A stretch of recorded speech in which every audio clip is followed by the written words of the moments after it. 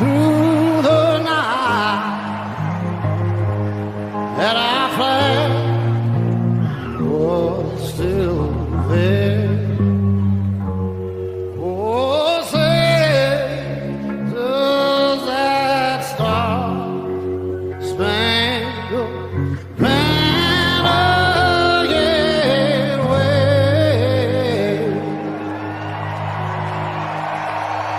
Oh, the land of the free and the home of the brave.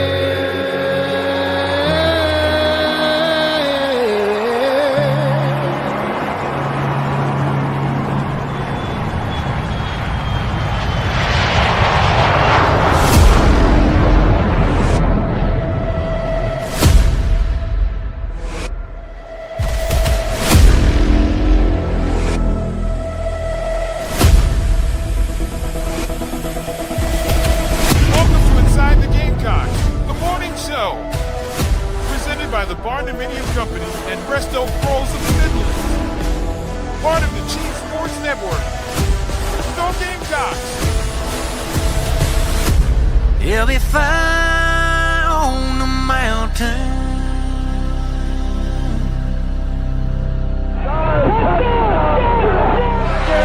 Scores! Is it at the buzzer? That's a win! Ball is way out of here. 5 consecutive home runs for Carolina. It is good. It's gone. He's in. Touchdown. Williams with a throw to the plate. He's going to score. It's a walk-off. Touchdown, South Carolina.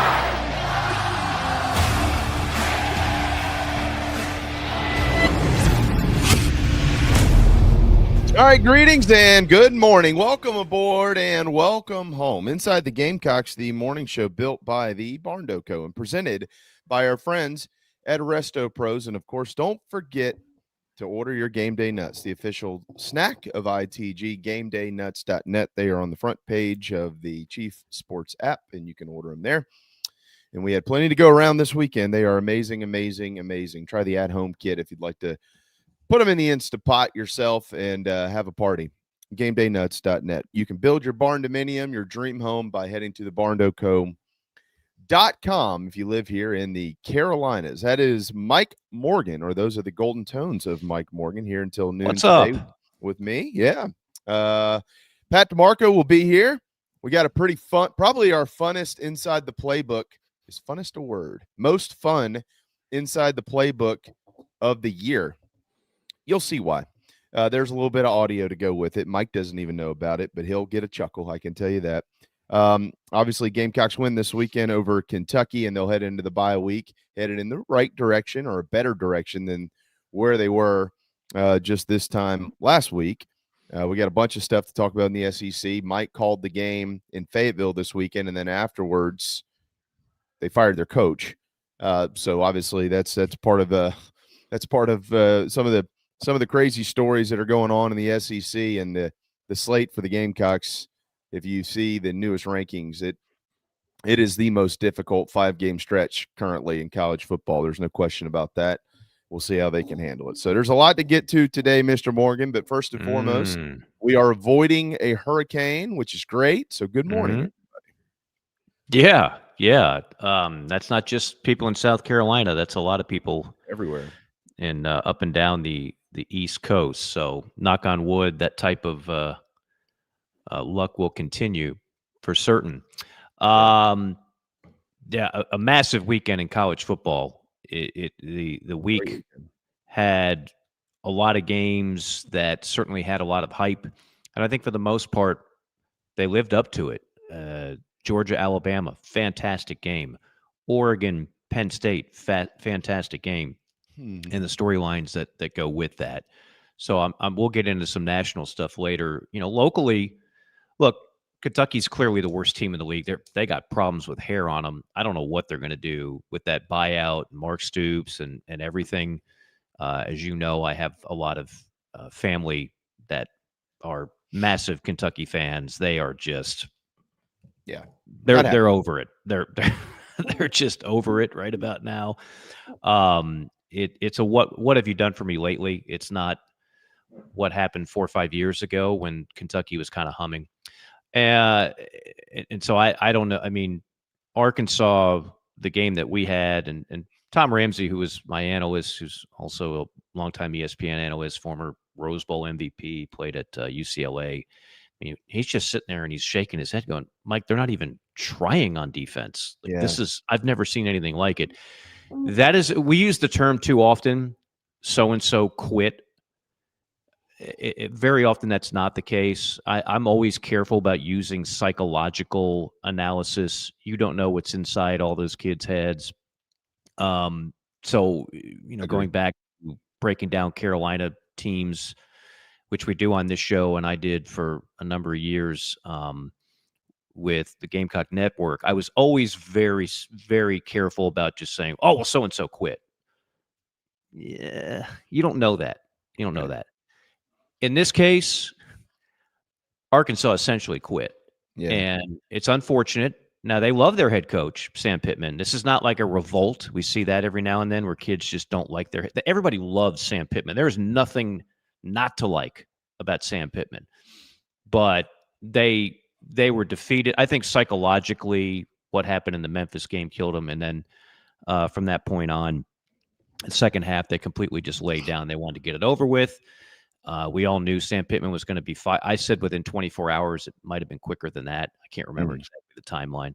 But Deke Adams, former Gamecock assistant, he got whacked today. Their defensive coordinator, who was nothing I don't know what to say about Travis Williams, but didn't get it done. And so now the coaching search is on. I still think Billy Napier will be next. And then I don't know what's going to happen with Kentucky. That's where my brain was going there. On the Carolina side of things, look, progress. It's a win. It's 3-2 going into a bye. I thought a realistic goal was 4-1. And 4-1 with, maybe a tough loss at Missouri. I didn't see the Vanderbilt game coming. I thought it'd be a fourth quarter game, but I thought Carolina would win it. And that's the one that's just like, you'd love to have that one back. But 3-2 going into the bye, not the worst thing in the world. As you mentioned, this is the key. Now we're going to really find out what this team is. Really going to find out what this team is over the next 5 games. The answers to a lot of questions are going to come out there. And I can't wait to see it. I don't think this team has played its best football. Statistically, they're nearly last in every offensive category. It's either Carolina or Florida that's last in essentially everything. So I think this offense has more talent. I think we all believe that, and hasn't played up to its potential. We talked about the 17, 17, 17, 17, then 7 points offensively. Well, now we're at what? 20? And 21? 21. Okay. All right. Do I hear 25? Yeah, I know, right? That's why I thought the same thing. 28, 28, 28, 28, 29, 30, 30. Let's auction off some more points here for the coming games here, Jamie, beginning with LSU. Yeah. So here's the deal. Here's what we knew going into that ball game this weekend. I had a list of things. Obviously, we had our preview show, and you heard a lot of this in great detail on Friday. For those of you that missed the preview show on Friday, good luck finding another one that's better than that. Don't miss it moving forward. It's a demand, not a request. Here. Kentucky, we thought coming into the game, wasn't very good. Okay. Now they've done some good things this year. There are some things that they're strong at, like every team is. But we thought coming into the game, they're probably not very good. They were starting a redshirt freshman at quarterback. Redshirt freshman getting their first start on the road in the SEC under the lights at a place like Williams-Brice is going to be difficult. We all know that. All right. The previous 4 games, we went over these numbers again in detail, run game numbers, pass game numbers, etc. And I went back 4 games, and the reason that I went back 4 games is because it's largely been unchanged in the last few years. I mean, I know South Carolina has had different offensive coordinators, but it's still been a Mark Stoops defense at Kentucky.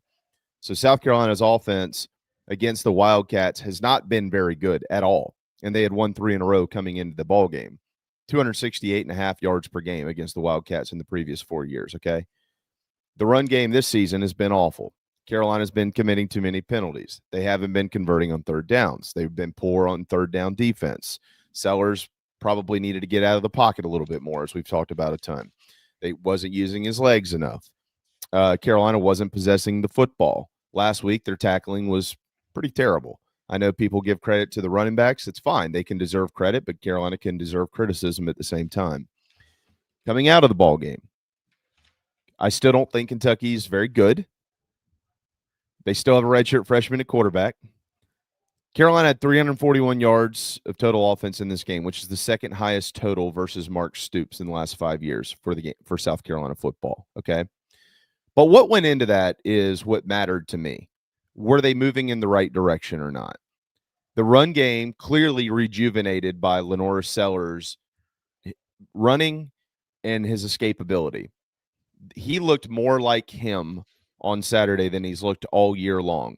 And because some of that is instinct. That's just the type of player that he is. It's just instinct. Like, I'm not looking downfield here. I'm gonna figure out how to get out of here myself and go get a first down.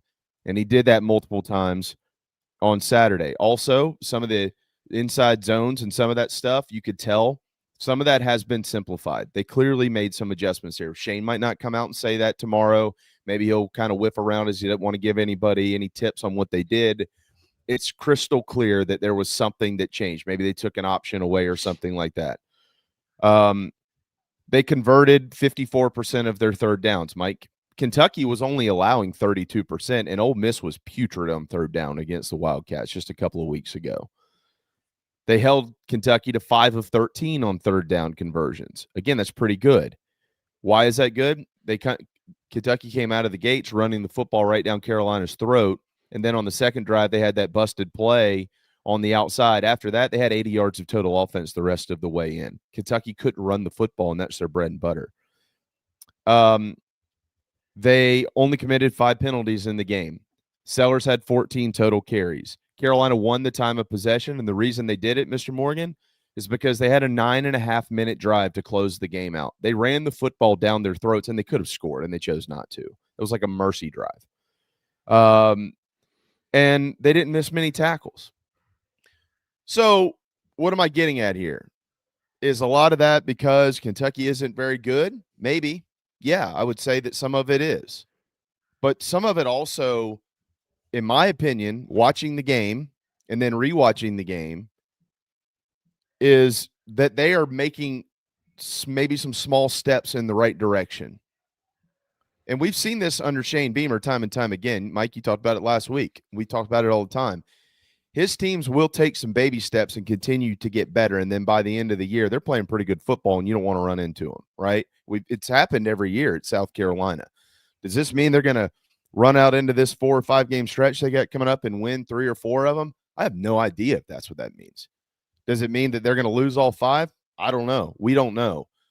But I'll tell you what I won't do. I won't cut a microphone on after a win in the SEC after what we saw the last 2 weeks, all the mistakes, and see that they corrected some mistakes this weekend, even though it was a team that you expected them to beat. Although, by the way, the line was 5.5. They beat them by 22 points. I won't cut the microphone on and not give them credit. And I quite frankly think that anybody that's willing to do that today is full of shit. Like, they did some things Saturday that they haven't been doing.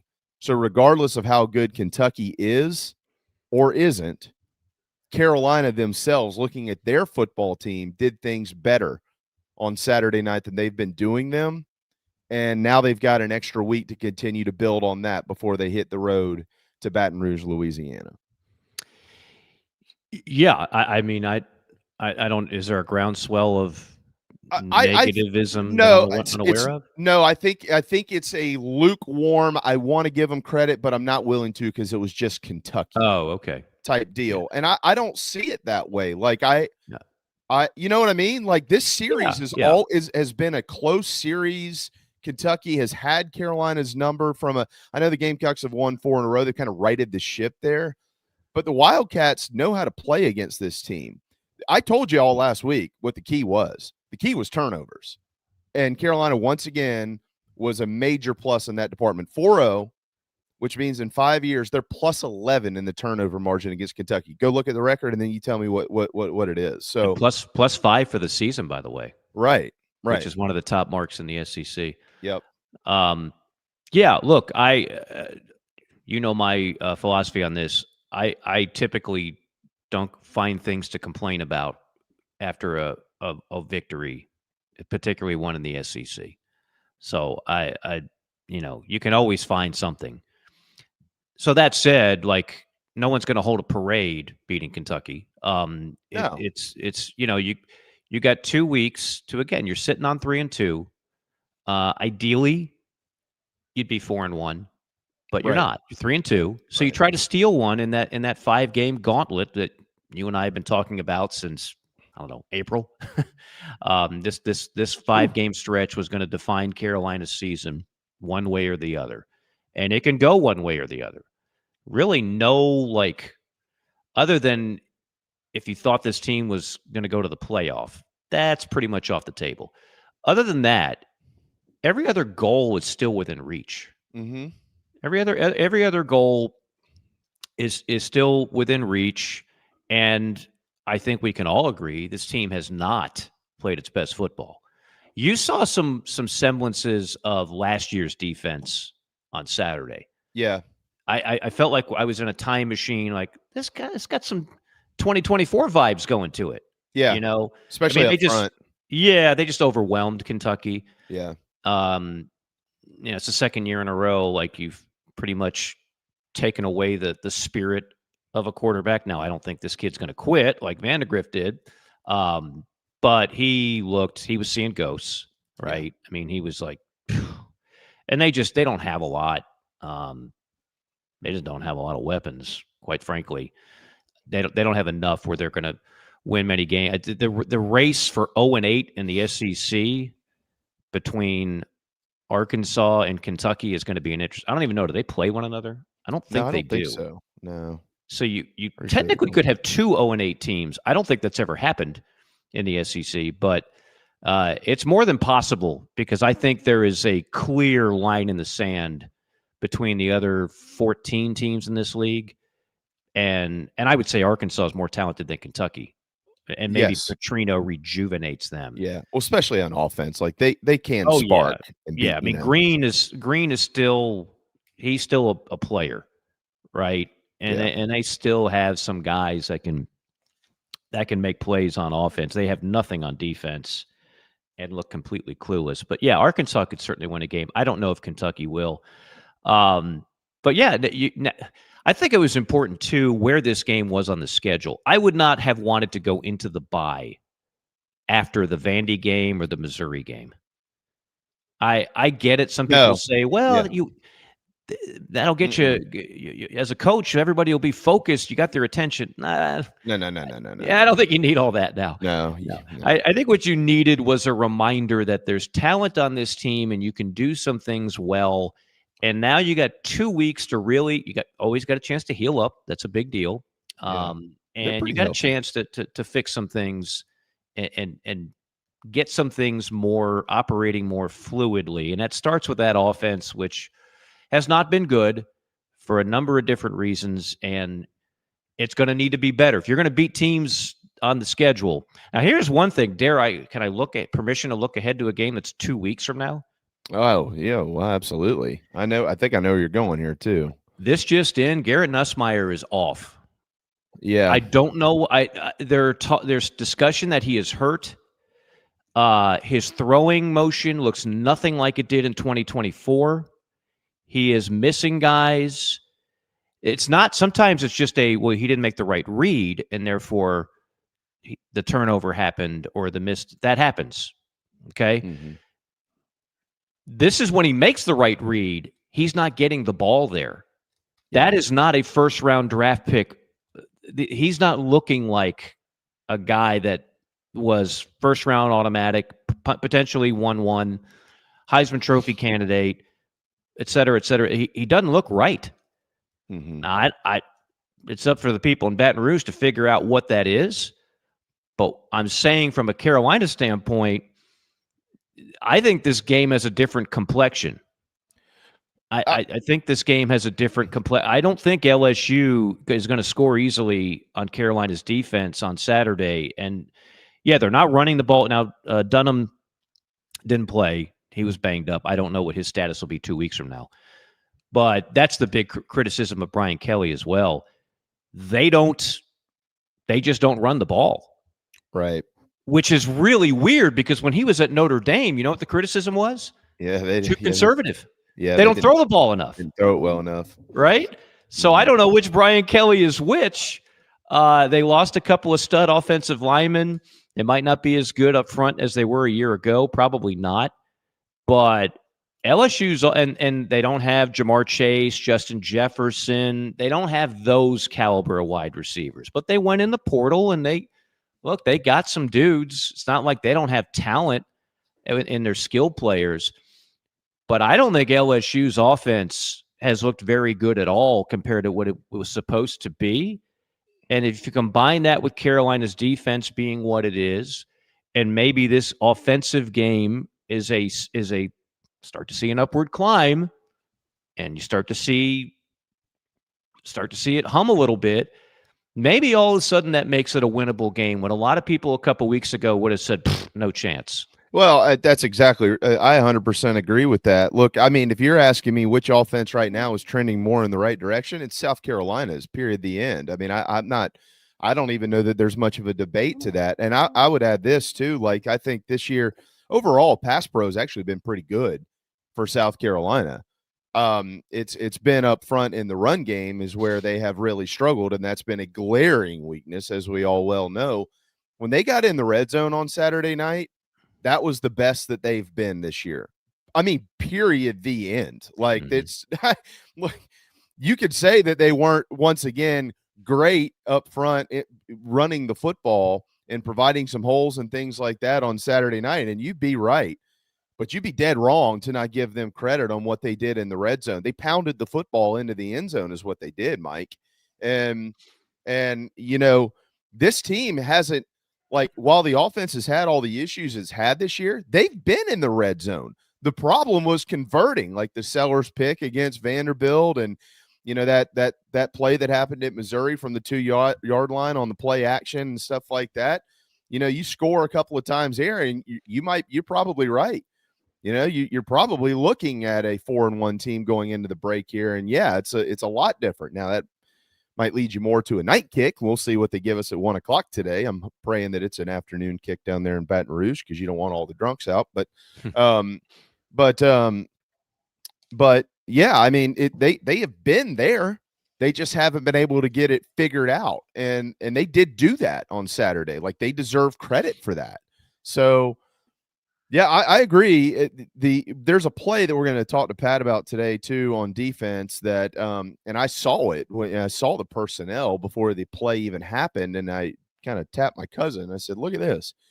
And so they've done a couple of things, made a couple adjustments up front as well. You pointed to this earlier about some things that reminded you of last year, and I think they're making more of an effort to continue to get their best athletes up front and in very good matchups and allow them to make plays. And they certainly did that the other night. Obviously, Dylan Stewart had a big time game, and he'll probably get some awards today and stuff like that.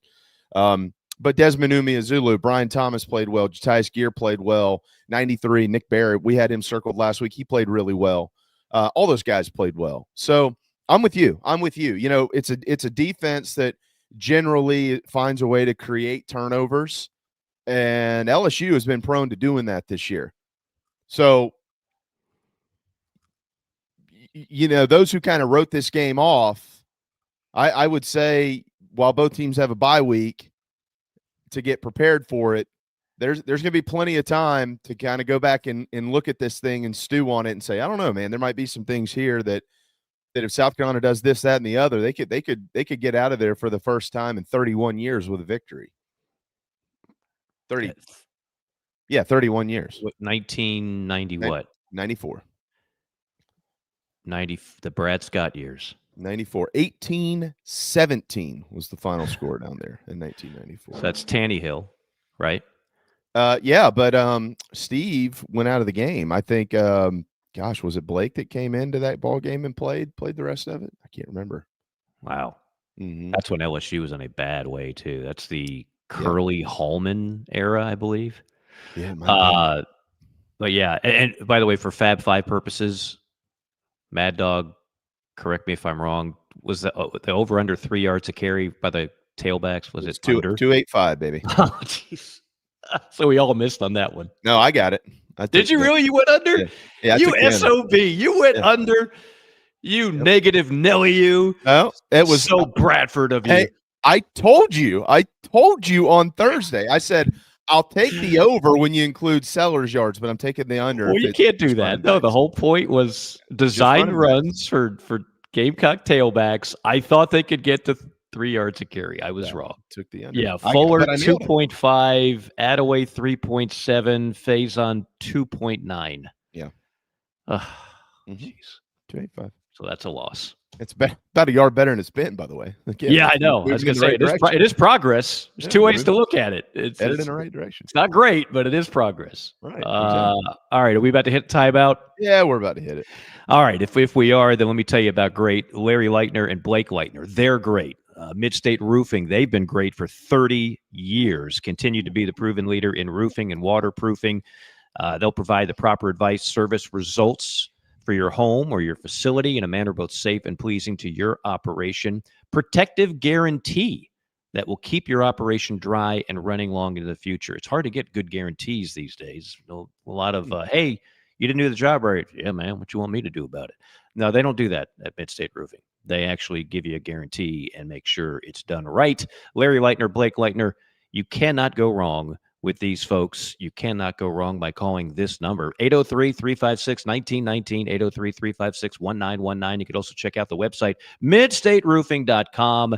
Tell them you heard about it right here on the award-winning ITG. It is 10:29. Plenty of football. We'll also mention some of the Ryder Cup stuff. The United States almost with a miracle of a comeback, but they just fell short. But there's a lot to unpack in that conversation. So a lot of people don't know how to behave themselves. That's embarrassing. You know, embarrassing. As we go to break, I'll just say this, because my neighbors flew up there, so it's not like everybody up there was New Yorkers. And my neighbors. No, I've got a buddy of mine from Atlanta that went. Yeah, but it was in New York, and the whole world's watching this thing, and so a lot of those people just embarrassed the United States of America and how they acted up there. It's a joke. Yeah. They should throw those people out, never allow them back in. I mean, that's ridiculous.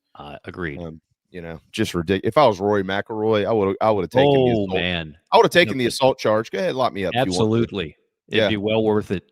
Yeah, knock that guy on his ass. Yeah, what a piece of trash, man. All right, we'll hit a timeout. We got plenty to get to. Gamecocks, SEC, Pat DiMarco, and more when we return. Mike here for my good friend Troy Branham of Golden Gate Mortgage. Let's face it, it's been a rough go for mortgage rates the last couple of years. And now more than ever, you need someone on your side to get you the very best possible rate on a new mortgage or a refi. That's where Troy comes in. 27 years of experience working for you. Conventional, FHA, VA, USDA, renovation, rehabilitation loans, all doable with my man Troy Branham of Golden Gate Mortgage. And when I say doable, I mean the best possible rate that's out there. It's a phone call that can literally save you thousands of dollars. 803-238-0111. 803-238-0111. You can also check out the website ggmortgage.com.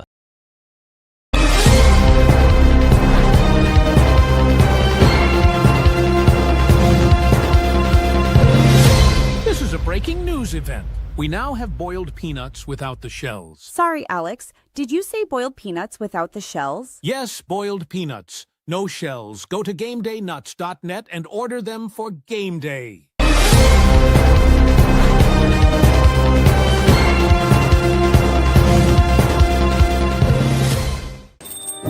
Morning, Carl.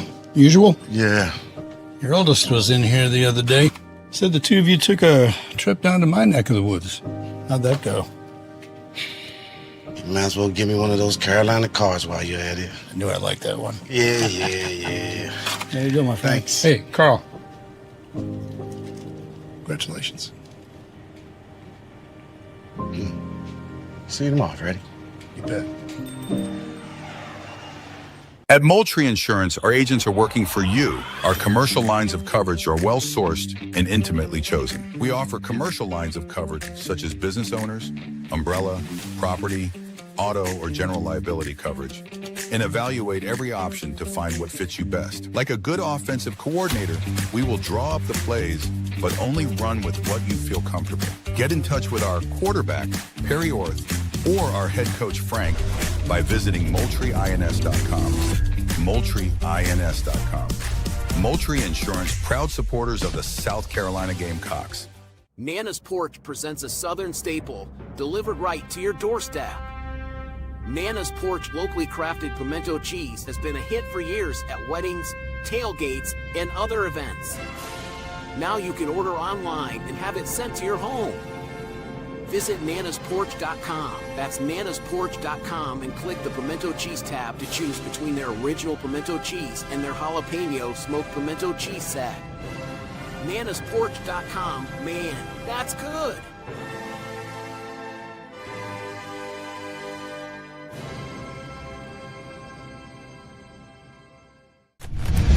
Ladies and gentlemen, here it is.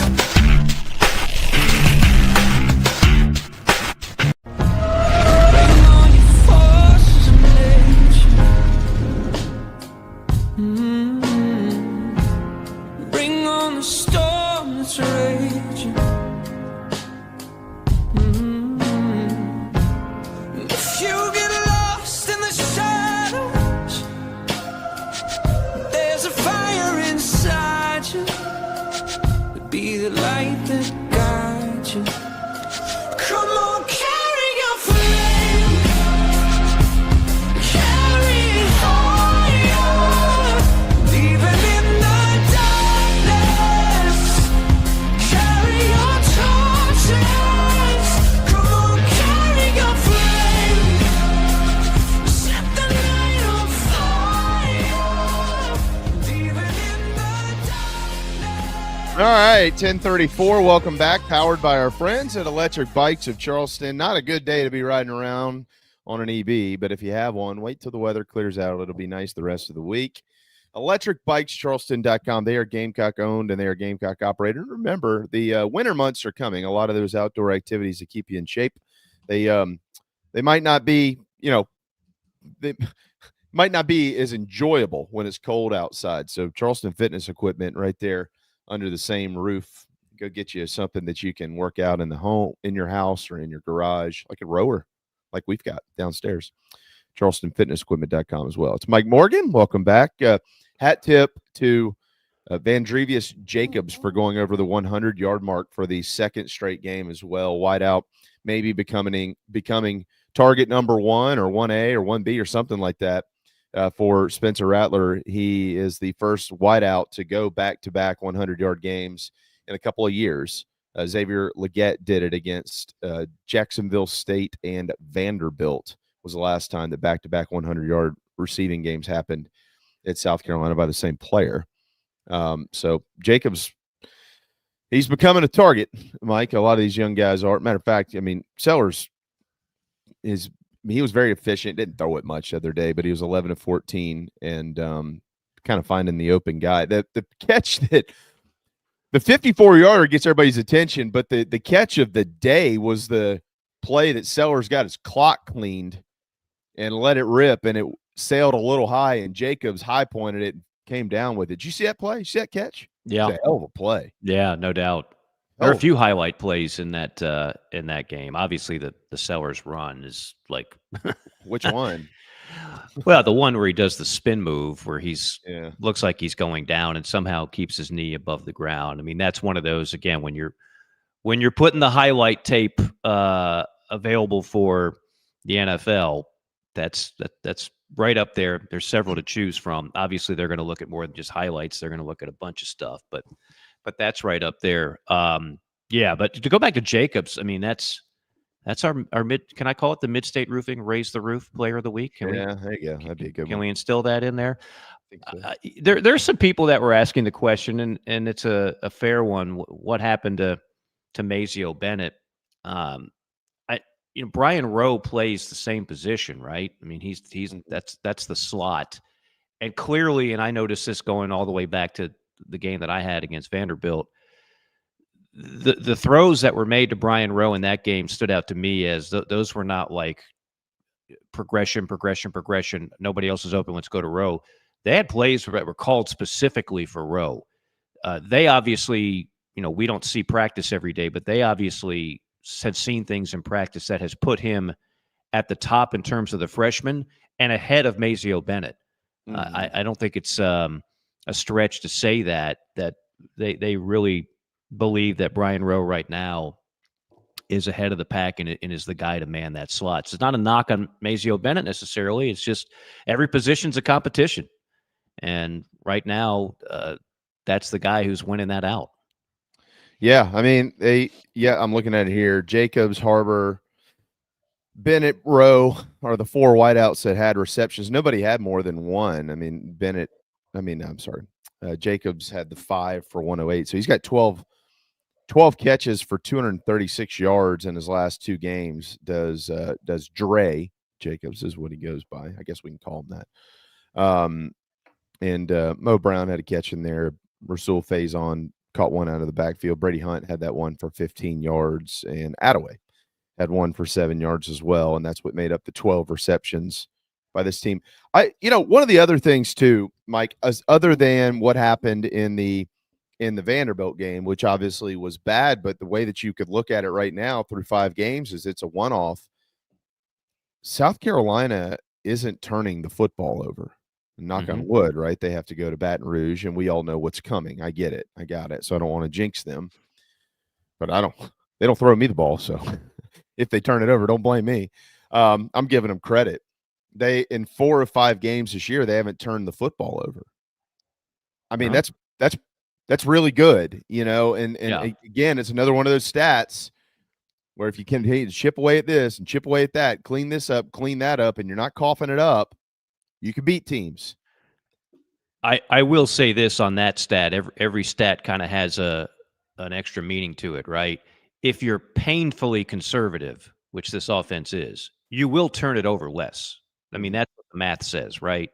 So, like, if you're not throwing the ball downfield, you're not throwing it 35, 40 times a game, you're going to have less picks. Kudos to the running backs. There hasn't been a fumbling issue. And Lenoris for holding on to the ball. But, yeah, I still wouldn't mind seeing them rip it a little more, and if that means an extra turnover here and there, I'll take it. I don't think the offense as it's constructed is going to be good enough in that 5-game stretch. Just kind of playing it really close to the vest. I think you're going to have to open things up a little bit. Yeah, no, I don't disagree with that. Let me throw something at you too. I was talking to somebody about this yesterday, and it came over me in the game because Sellers had a couple of kind of intermediate type throws that he kind of zung in there. One of them tipped off of maybe that was Brian Rowe, kind of tipped off of him and ended up landing in the hands of, or maybe it landed in Rowe's hands. I'm not sure, but it was a completion, but it was tipped. It was kind of thrown behind him. And then he had another one. He kind of zipped in there with a little heat on it. And as I was rewatching the game last night, Jordan Rogers mentioned on the one I just talked about a moment ago, the one that actually ended up being a completion. He's like, man, that's a 99-mile-an-hour fastball. Just kind of lay it in there, lay it in there. But one of the things, if you go back, Mike, and I don't know how good your memory is in your old age, but if you go back to when he took over this offense last year, if you really stop and think about this, when things kind of started taking a turn for him, which I felt like last year technically was in week 2 when they kind of started doing a little bit more up in Lexington. He has a couple of those every game when his mind is kind of locked in. And like when you see what you saw on Saturday night, like that was the most Lenoris we've seen Lenoris be in 2025. Would you agree with that? The scramble ability and the things like that. They were moving him out of the pocket a lot more, doing some different things. He seemed to get his brain in a spot where that's where all the special stuff starts to happen. And it's I see it as a good thing sometimes when he zips a couple of these balls in there with a little too much heat on them. And it's like he knows, like, oh man, damn, you know, I need to take a little bit off that. I mean, he knows before anybody does. But I see it as a characteristic of the frame of mind in which he's in that ball game. Like, you might have one or two of those, but he is so locked in that the next play, when 7 guys are surrounding him and nobody can get him on the ground and he scrambles out for 20 yards, that's where he is mentally in that moment. And so it kind of goes to this bigger picture conversation that's been had about him, about, you know, helping him improve and stay in the pocket and this, that, and the other. I think this is the perfect example of why that conversation needs to be minimized a little bit. Like, that's just not, like, that is him sometimes, and that's fine, but that's not him for 4 quarters. Like, LaNorris for 4 quarters is kind of going a mile a minute, figuring things out and getting into the flow of the game and frustrating the defense. And you'll have to live with a couple of balls. I'm not like criticizing these. I'm using it as a compliment. You have to live with a couple of balls he's probably going to fling in there that he should have completed. But all these other plays that he has made or are about to make are going to be a byproduct of how his mind is just so mentally engaged in football and how there isn't a better athlete on the field than him. So when I see that, I see it as a positive. It's a negative to me when he's kind of airmailing balls because he's kind of trying to do the right thing. Like, that's just not LaNorris Sellers. LaNorris Sellers is a creator and a playmaker, and I feel like that is when this offense is going to be at their best. That's why I feel like they are moving in the right direction after Saturday. Yeah, let's see how it looks against LSU. Let's see what they wind up doing, and how. One thing about LSU, their defense is much improved from last year. That I can't explain what's going on offensively, and like I said, I don't think Garrett Nussmeier looks right, but defensively they're vastly better. They went into the portal, spent a bunch of money, Blake got Baker's some dudes. good, What's that? Blake Baker's he's that was JC and I've been talking about him now for a couple of years. To pluck him away from Missouri was huge. Was that so? They got the right guy and they got the right personnel. So this will be a great test. I mean, this is, with all due respect to Missouri, with all due respect to Vanderbilt, what this Carolina offense will see in 2 weeks will be the best defense this year. I don't really know if it's that close, to be honest. I think I could get on board with that. Yeah. Yeah. It's just from a personnel standpoint, like they're dealing with a different caliber of athlete than, say, Vanderbilt is. Well, I mean, look, I think you'd be, to your point. I mean, you're obviously they dropped the game this weekend, but that was more on the offense, in my opinion, than it was on the defense. I mean, holding Ole Miss to 24 points that's a success story. And they're off, and with some short fields. I mean, their offense didn't do their defense any credit. And Ole Miss has the biggest story in college football with a quarterback that was a 0-star coming out of high school and then went to Ferris State and is now lighting it up. Which is crazy. And all of a sudden, he's an actual legitimate Heisman Trophy candidate. I've never seen anything like this in the SEC quarterback race, if you will, because the guys at the top. Did you see what Ty Simpson, how he looked at Georgia? Yeah. Tell me that kid can't play. Right. He went on the road and he's got it, man. He's got it, and he made all the right throws. He was terrific in a win that snapped the longest SEC home winning streak at 33. Aguilar has been much better than anybody expected. Still think Gunnar Stockton has played well. Overall, you've got the Chapin kid at Mississippi State who continues to play well. It's a weird year. Meanwhile, Nussmeier hadn't looked good. Lagway's been awful. Arch Manning has been because of the hype, fairly or unfairly, has been majorly disappointing. So it's the bizarro world. It's the bizarro world of SEC quarterback play in 2025. Yeah, we'll see now that we're about to get into the thick of it. We'll see if what we thought was the cream rises to the top, right? Once they kind of get it, because these matchups are coming. Remember all the preseason quarterback matchups we were talking about before this season? This is obviously, I mean, actually in the summertime, if you polled the audience, and the audience being the nation, not just our audience, and said, give me the quarterback matchup you were most looking forward to in the SEC, I'll bet you the one that would be the leading vote getter would be Lenore Sellers and Garrett Nussmeier. I can almost bet the house on that. That would have been the one that everybody truly was looking forward to seeing. Yeah, though right? Go ahead. No, I don't. I was just saying, like, I can tell you, I know we don't know when that game is.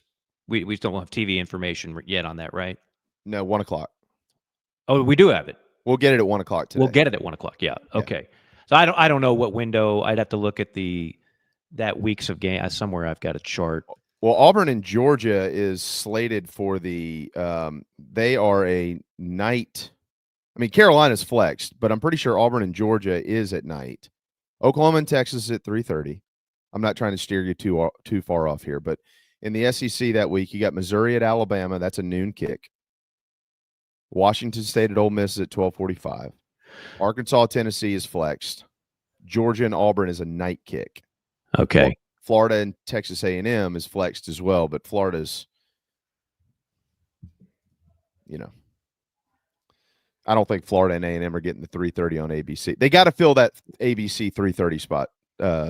Well, Texas Oklahoma is 3:30. They are. Well, I guess they'll be on ABC. Yeah. I can't imagine. They'll be on ABC. Yeah, right. So that I'll actually be out there to call that one on radio.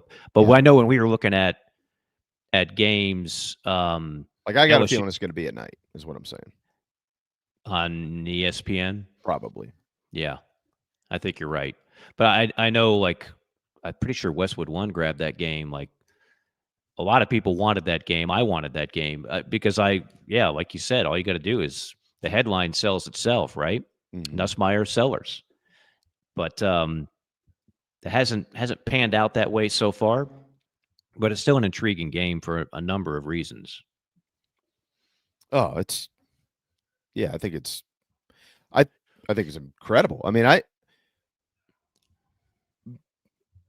both of these teams have, I think, issues that nobody saw coming to the season, right? And they're the same issues. It's the offense. So does one of them get it corrected? Because if they do, that's probably who wins the game, in my opinion. If one of them doesn't, then yeah. No, I wasn't completely without concerns of this Gamecock offense. It's an offense that didn't exactly light it up last year, and that was with Rocket Sanders, with a really good tight end. The LSU enigma, that one I didn't see coming. Yeah. That one I didn't see coming. And look, right now, Carolina is completely off the national radar, right? You can get back on it in a hurry, can't they? Well, I was going to say, I mean, in some ways, I think this is when Shane and this team does its best work. Yeah. When it's not getting all the hype and love. There was a ton of hype going into the year. Go back to SEC Media Days, the love for this team, the high ranking, the love for Lenoris, then a top 10 ranking at one point, then down to 11. And now it's like a lot of people just kind of written this team off. That's when you could start making a run. I mean, if you really want to just go ahead and achieve a lot of those goals, no one's talking about you, no one's thinking about you. Go ahead and start proving people wrong. Man, they've got 5 straight as it stands today, top 15 games, 4 top 10 games in that 5-game stretch. I think if you look at it now, and I know it would hurt to say this because the overall record would be nowhere near what you want it to be, but if you get out of it at 2-3, it's a success. If you get out of it anything better than that, it's amazing. Amazing. I mean, amazing. And then you've got Coastal and Clemson to finish the season. But I mean, they'll they'll do what they do. They'll take it one at a time and see what happens. It's just such a grind. Like, that's what makes this league so different. Everybody, like these idiotic comments from the Indiana coach in the offseason. Does he have a stretch like this on his schedule? Just out of curiosity. We're bitching and moaning about, playing an FCS school in the non-con, but then you get into the league and you got to go through stuff like this. Does Indiana play anything like near this? Probably not, right? Nowhere near it. I mean, this league just can tear you apart. This is the whole thing with the SEC going, is somebody going to pay attention to who we actually lose to when we lose 3 games around here, or are we just going to just gloss over that? Well, and again, this is where I'm really hoping, and I thought the league office did a good job with the permanent opponents. I thought it was as equitable as it can be, also including geography into the equation. But, and not to take anything away from Missouri, Eli Drinkwitz has done an outstanding job. Looks like they're going to have another good year in Como. But the difference between their schedule and some of these teams in the SEC, those 8-game slates are simply not the same. They're not. So you're going to have to do a better job moving forward of making that a little more balanced. It has not been balanced the last couple of years at all. Yeah, it's crazy. I mean, it's crazy. You could not just South Carolina, but you could pick almost any other schedule that you want and find. I mean, like Oklahoma's got Kent State coming up. Who do they have that after that? Texas, at South Carolina, Ole Miss, Tennessee, Alabama, Missouri, and LSU. I mean, come on. No, you know what I mean? Yeah, and compare that to, say, Texas, and it's night and day. Yeah. So we've got room for improvement. The worst teams in this league, I believe, are Kentucky and Arkansas. What about Florida, man? Well, I mean, they're not. Florida from a talent standpoint is not there, but Florida from an execution standpoint could very well be there. And you know what the talk is now?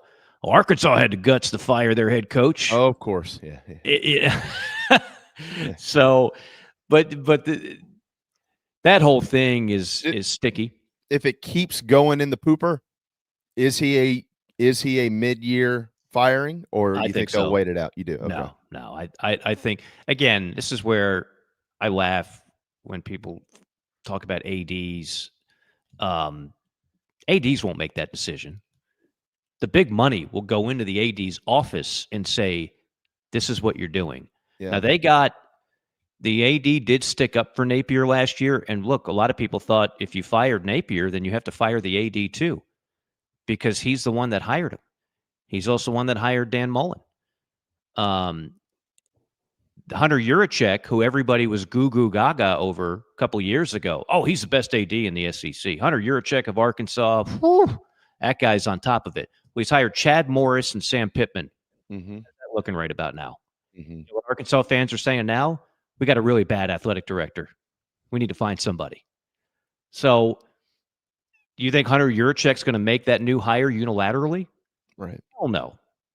Tyson's Chicken and Walmart are going to go into that building and they're going to say, you want our money? Go after this guy. Go after the Alex Golish of USF. Go grab the cat from SMU who has ties to our university and ties to the state. That's what you're doing. Understand? Yes, sir. That's how a lot of those things go down. Not just one guy in an office going, this is my rule, and then banging the gavel and making the hire. All right, final be the case with Florida. On this topic, and there are some other national college football things I want to get to after DiMarco with you, but I'll hold on to those. But on this topic, as we go to a break here,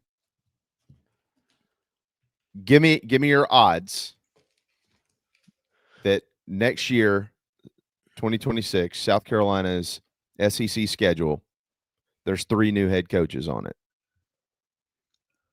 Kentucky, Florida, Arkansas. Well, we know there's 1, so you need the other 2. I think there's going to be a minimum of 2. Now, the Stoops thing, that is a lot of money on that buyout. That is a lot of money. I mean, so that one, I don't know. I mean, they got this big booster. Kraft is his name. They named the practice facility for basketball the Kraft Center. You know, is he willing to stroke a check to help mitigate that? I just don't know. If it was up to the fans, it's done. It's done. And if there wasn't an exorbitant buyout, it's done.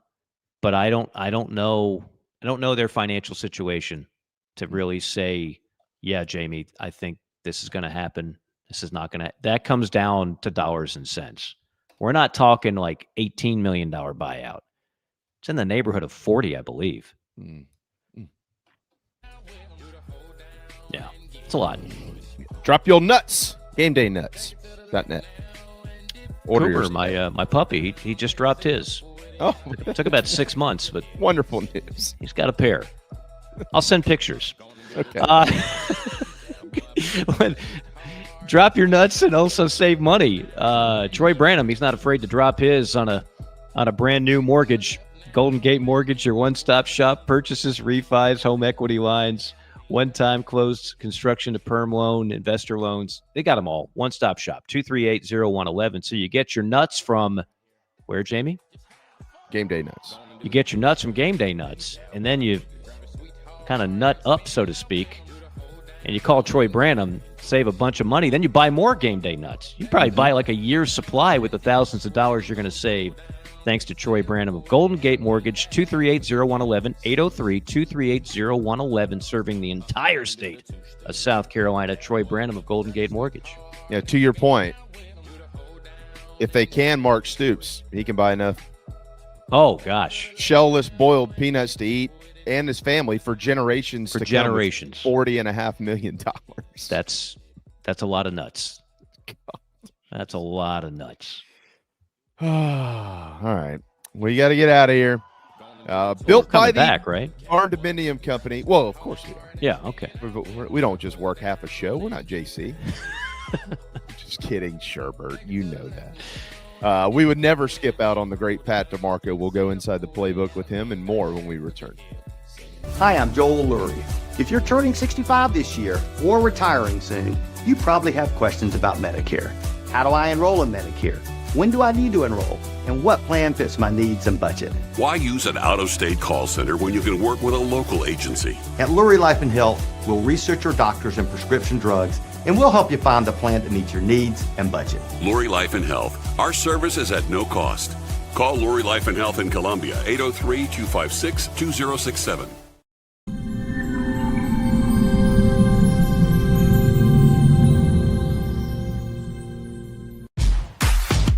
Home fitness has evolved. With Matrix, now there's no limit to the ways you can chase your goals. It's time to make your next workout whatever you want it to be. You can use all of your subscriptions or none at all. Take on exclusive HIT programs or move through immersive HD destination footage while you sweat. Visit charlestonfitnessequipment.com.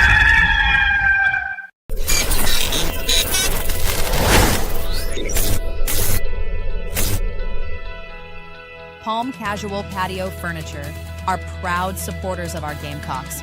We have been making and supplying the highest quality outdoor furniture you can find for almost 5 decades. If you use your outdoor space to watch the Gamecocks, make it the best it can be. Visit palmcasual.com or visit one of our 4 locations in South Carolina. Go Gamecocks! The deals have never been bigger at JT's Kia. Get 0% for 72 months. That's 6 years to pay off your vehicle with no interest whatsoever. Get the best deal for your trade. JT pays up to 25% more. JT means just in time to get you approved for a brand new Kia. We're serious about saving you money, and we're doing it with our biggest deals ever. Hurry now, 840 North Anderson Road, JT's Kia Rock Hill. Remarkable, 5-star, sensational. These are just some of the terms used to describe nationally renowned chef William Turner out of Scottsdale, Arizona. Originally from Georgetown, South Carolina, and a diehard Gamecocks fan, Chef Will made his way out west and has served parties from every state and many countries from across the globe. Visit chefwilliamturner.com to inquire about private events and more. Food from every culture, all of it first class. ChefWilliamTurner.com and Chef Will Turner on socials. You won't believe what you see. You really won't believe how it tastes.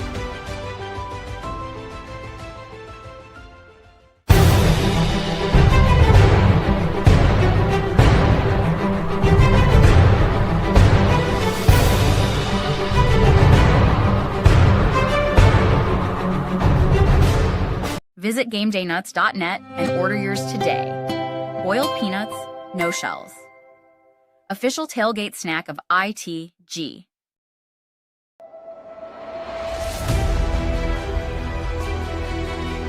You're tuned into Hour 2 of Inside the Gamecocks, the morning show.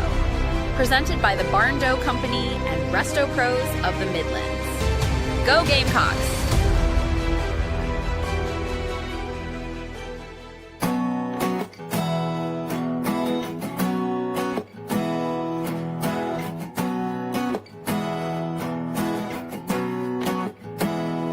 With a little love and some tenderness, we'll walk upon the water, we'll rise above the mist. With a little peace and some harmony, we'll take the world together, we'll take them by the hand. 'Cause I got him for you.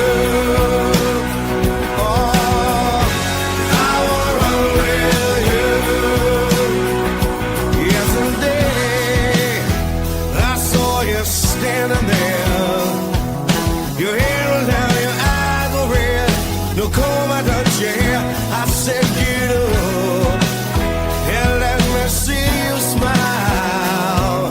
We'll take a walk together, walk the road a while. 'Cause I got a hand for you, I got a hand for you. I wanna run with you, won't you let me run with you? Hold my hand, want you to hold my hand.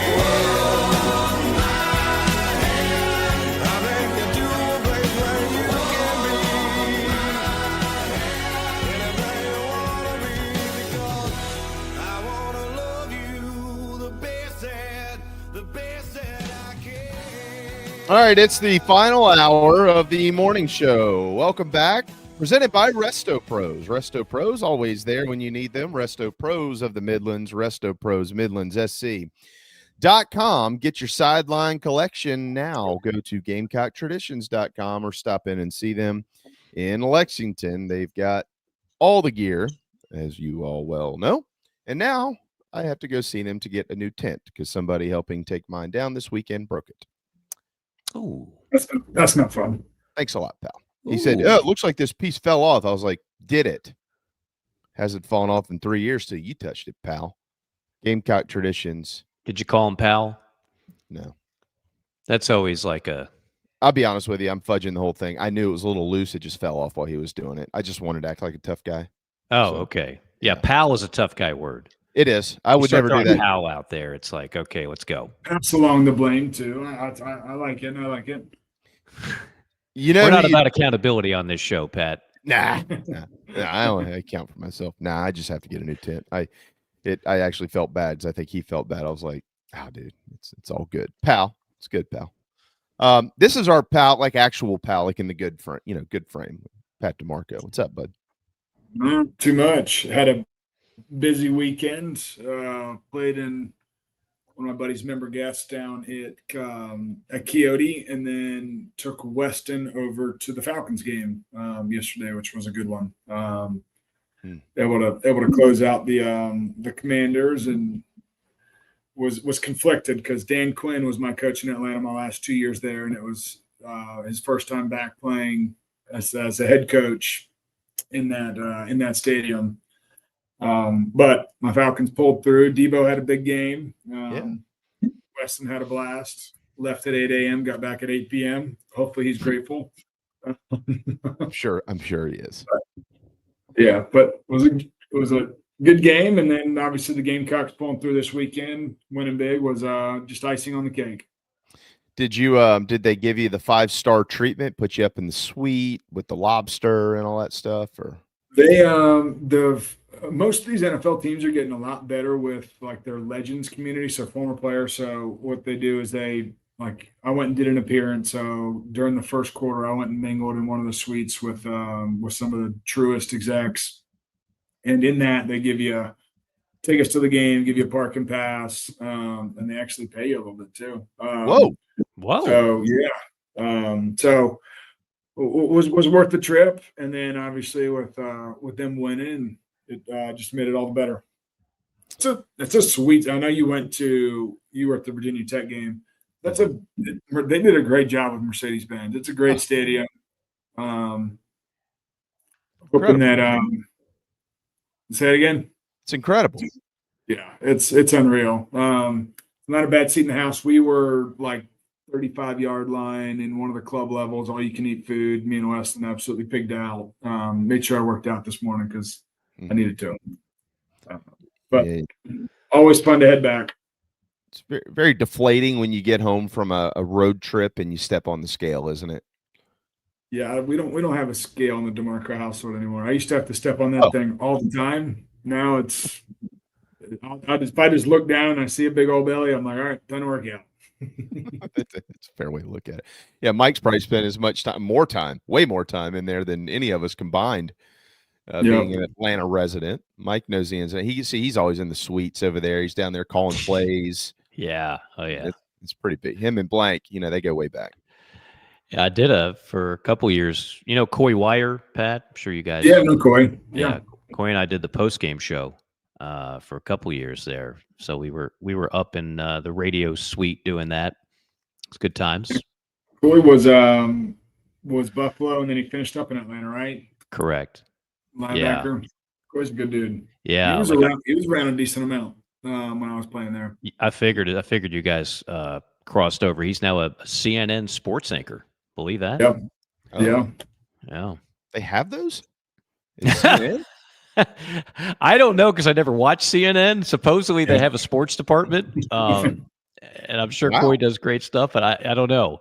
Like CNN used to be legit. Remember CNN SI? That was like a big deal. They were a factor. I don't know what they do now. Well, I'm sure whatever Coy does, Coy's great. Coy's good. Yes, really good at it. I'm sure he crushes. Pat got us back on track there. I like that.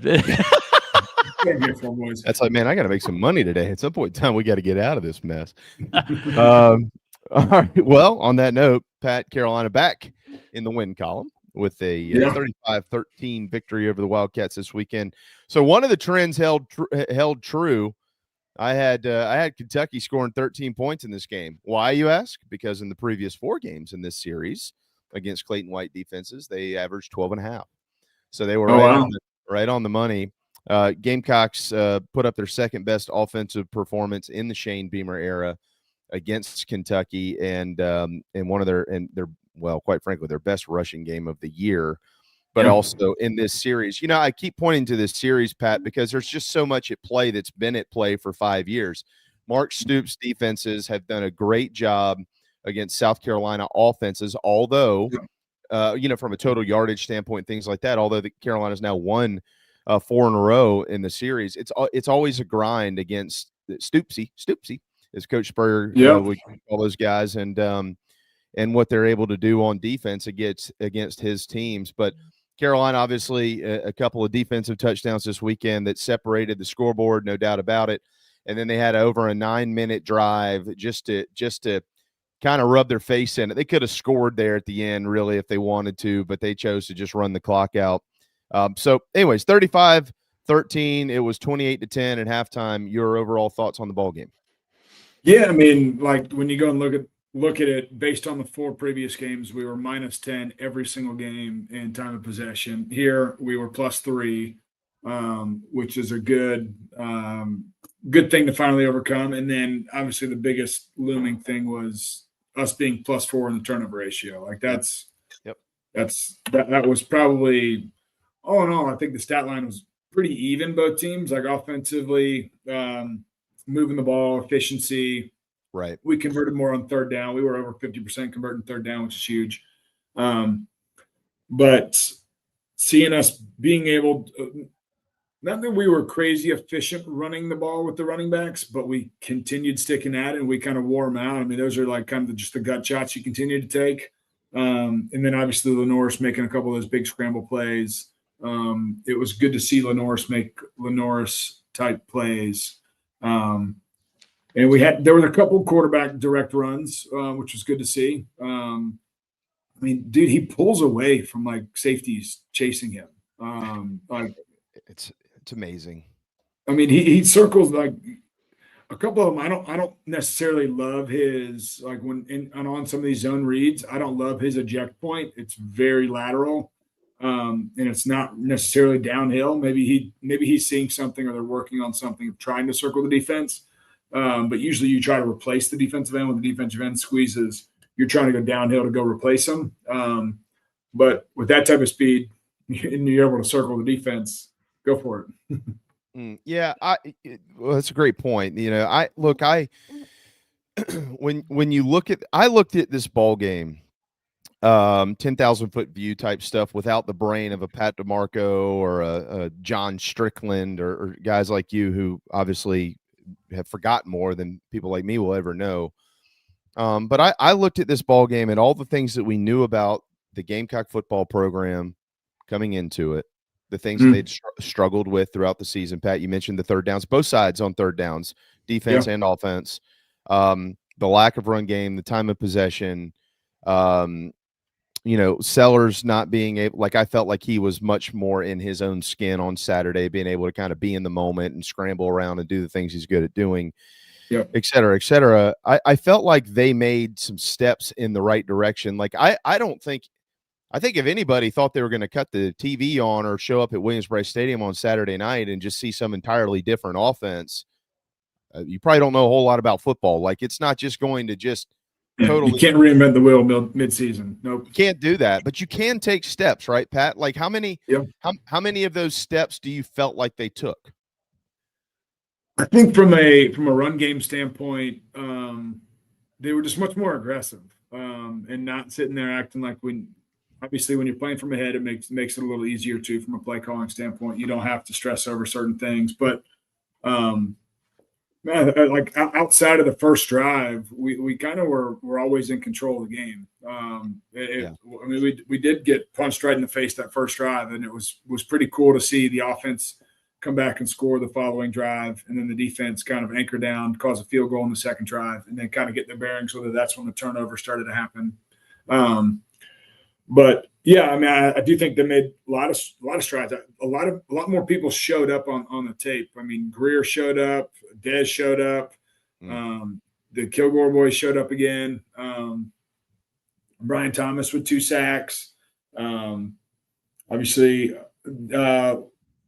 one play that stood out to me defensively, and it was a great play call and just kind of had us dialed up. But on that, I think it was at fourth or third and short when they threw the little wheel route to the tight end. When Dylan Stewart, I think we were in 0 or 1, and Dylan was supposed to peel with him, and Dylan kind of got lost in the quarterback action at him. But one thing that really, I don't know if you saw that play or if you paid much attention to it, but thankfully we had guys boogieing, because number 6 wasn't playing right. Once he realized that he was beat, it was kind of coast mode, which wasn't what you want to see on tape from your premier player. But we were able to get He had 3 of those on Saturday, by the way. Did he really? But we were able to. I mean, rally the troops and being able to get them on the ground and line up again was big. But all in all, no, I was very pleased. I mean, that running back in Kentucky's good. McGowan, like he was physical. He ran through arm tackles. I thought Rasul didn't really get, outside of his 2 touchdowns run, didn't get much space. But on those touchdown runs, he was patient, ran through arm tackles, was physical. He needs to make sure he works on keeping his shoulders going downhill. When he's running lateral, you're just susceptible to kind of getting your legs taken out. But Hey, a win in the SEC, we all know that's tough to do, and confidence game going into this. This was kind of the week that we said was the transition of like you're getting your footing underneath you for the first 5 games, and then you're in the gauntlet for 5 games. So good confidence game going into a bye week, and then obviously LSU the following week. Kind of, Mike, to your point earlier, by the way, because Mike mentioned he saw a lot of characteristics, and most notably, obviously, you just said it too, Pat. You called their names from the guys up front on the defensive side of the football at the line of scrimmage. But after the first 2 drives, you brought up the busted play there, and then obviously give Kentucky a lot of credit on that opening drive. After that, Carolina allowed 90 yards of total offense the rest of the game. Yeah, I mean, they totally shut it down. And when Kentucky scored, to your point, this is the first time in 8 games in this series that the team that scored first lost. Carolina came down and they responded, and then of course Kentucky. You mentioned that's a great play because you held them to a field goal, and then Carolina responded again, obviously. And I thought that I saw that as a great characteristic for this team, like a team that was totally up for the challenge. Like when things aren't going your way, Pat, isn't it easy to be like, oh my gosh, we haven't moved on, and they didn't do that. Yeah, I mean, well, it also like helps to have 2 defensive touchdowns in 3 plays. I mean, a 14-point swing right away, and then Kentucky went for it on 4th down. We got the ball in good field position.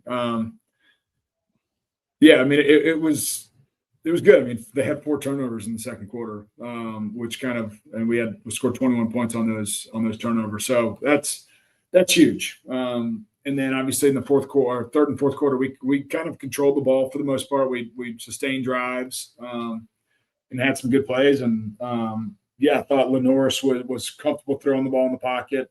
His miss still is generally a little high, but he didn't have many misses, which was good. And then that the play where he got hit and spun out on the backside. And Mike, I have an umpire question for you. Oh, okay. It was my understanding that the ball is a body part. And just like if you use the ball to stay up, when he spun out of that play. Oh, yeah. I don't know if you saw it, but did he use the ball? And isn't that supposed to be down? That's a good question. I saw the play multiple times. Are you 100% sure the ball hit the ground? You think he used the ball to prop himself up? I thought so. I mean, do we have that in our highlights, Jamie? No. We were going to have it. We were having some issues with the video, so I had to pull it out of there because I didn't want it to look junky. The ball did touch the ground. Okay. But I don't think that constitutes you being down, though. Yeah, to my knowledge, I'll double check with our guy Dennis. And maybe Pat, sometimes the rules are different in the college game and the pro, as you well know. To my knowledge, that doesn't put you down. As long as your knee and elbow don't touch. Yeah, or forearm. Forearm, obviously. A body part. Mm-hmm. I don't think that would put you down. Yeah, you guys are correct, but the ball because you can negate the play. Yep, you're right. Yeah, I don't think that because Matt made a good point there in chat row. You can use your hand to prop you up, and that doesn't make you down. So why couldn't you use the ball? Yeah, right? It's just you're putting yourself at risk using the ball to bounce. Well, yeah, I mean, I don't recommend it. He's a grown man. I don't recommend it, but I think the officials got the call right to not blow that dead. Yeah. And obviously it was it's just one of those freakazoid plays that most humans are not going to make, especially at 240 something pounds. Are you saying they spoke on that several times during the game? 6'3", 240 or 250, referencing him. Squats like 555, yeah, all that stuff. I mean, by now everybody knows he's a physical freak. And he's getting more confident, which you could tell this game. I'm excited for obviously a bye week, and we know Shane Beamer on bye weeks is going to work these boys. He's also going to let them get back healthy and back in their groove, and then some time away, and then leading up to the bulk of season. So it's a perfect time to have it, right? I mean, walk out 3-2. You were hoping it was going to be you were going to be better to the first 5, but you're still in a good situation to possibly win 8. Or even chip 10. But well, I mean, hey, Mike brought up the 5-game stretch that's coming up, 5 top 15 teams and 4 top 10 teams. And that's, as people like us, we look at it and we're like, whew, that's a gauntlet. The one thing that you can say, and Pat, you can speak, I mean, obviously knowing Shane as well as you know him, but with all the coaches that you played for, his message when you have difficult ball games like this and you have difficult schedules or stretches is always, I think, the best message that you can send. I'm not just saying, I'm thinking about this from if I was in a locker room, what message would I want to hear from my head coach? And he says, we get to play this schedule. This is a great opportunity for us. In order to be the best, you got to beat the best. And it's an opportunity, for a team that came off 9 wins last year and didn't play great the first 5 games to kind of solidify yourself in the type of ball club you can be. And I mean, like, I think we're in a pretty similar situation last year. Like, right, we didn't start great, and then we kind of got hot in the middle of the year. So might just be like our way of, figuring out who we are and getting in the middle of the season or hitting our stride. Because it'd be a great time too. Can I ask because I know we're running out of time here, the proverbial play calling question. This will be like a weekly segment. Pat, the de facto OC, what would you like to have seen more of? What do you hope to see more of in 2 weeks against LSU?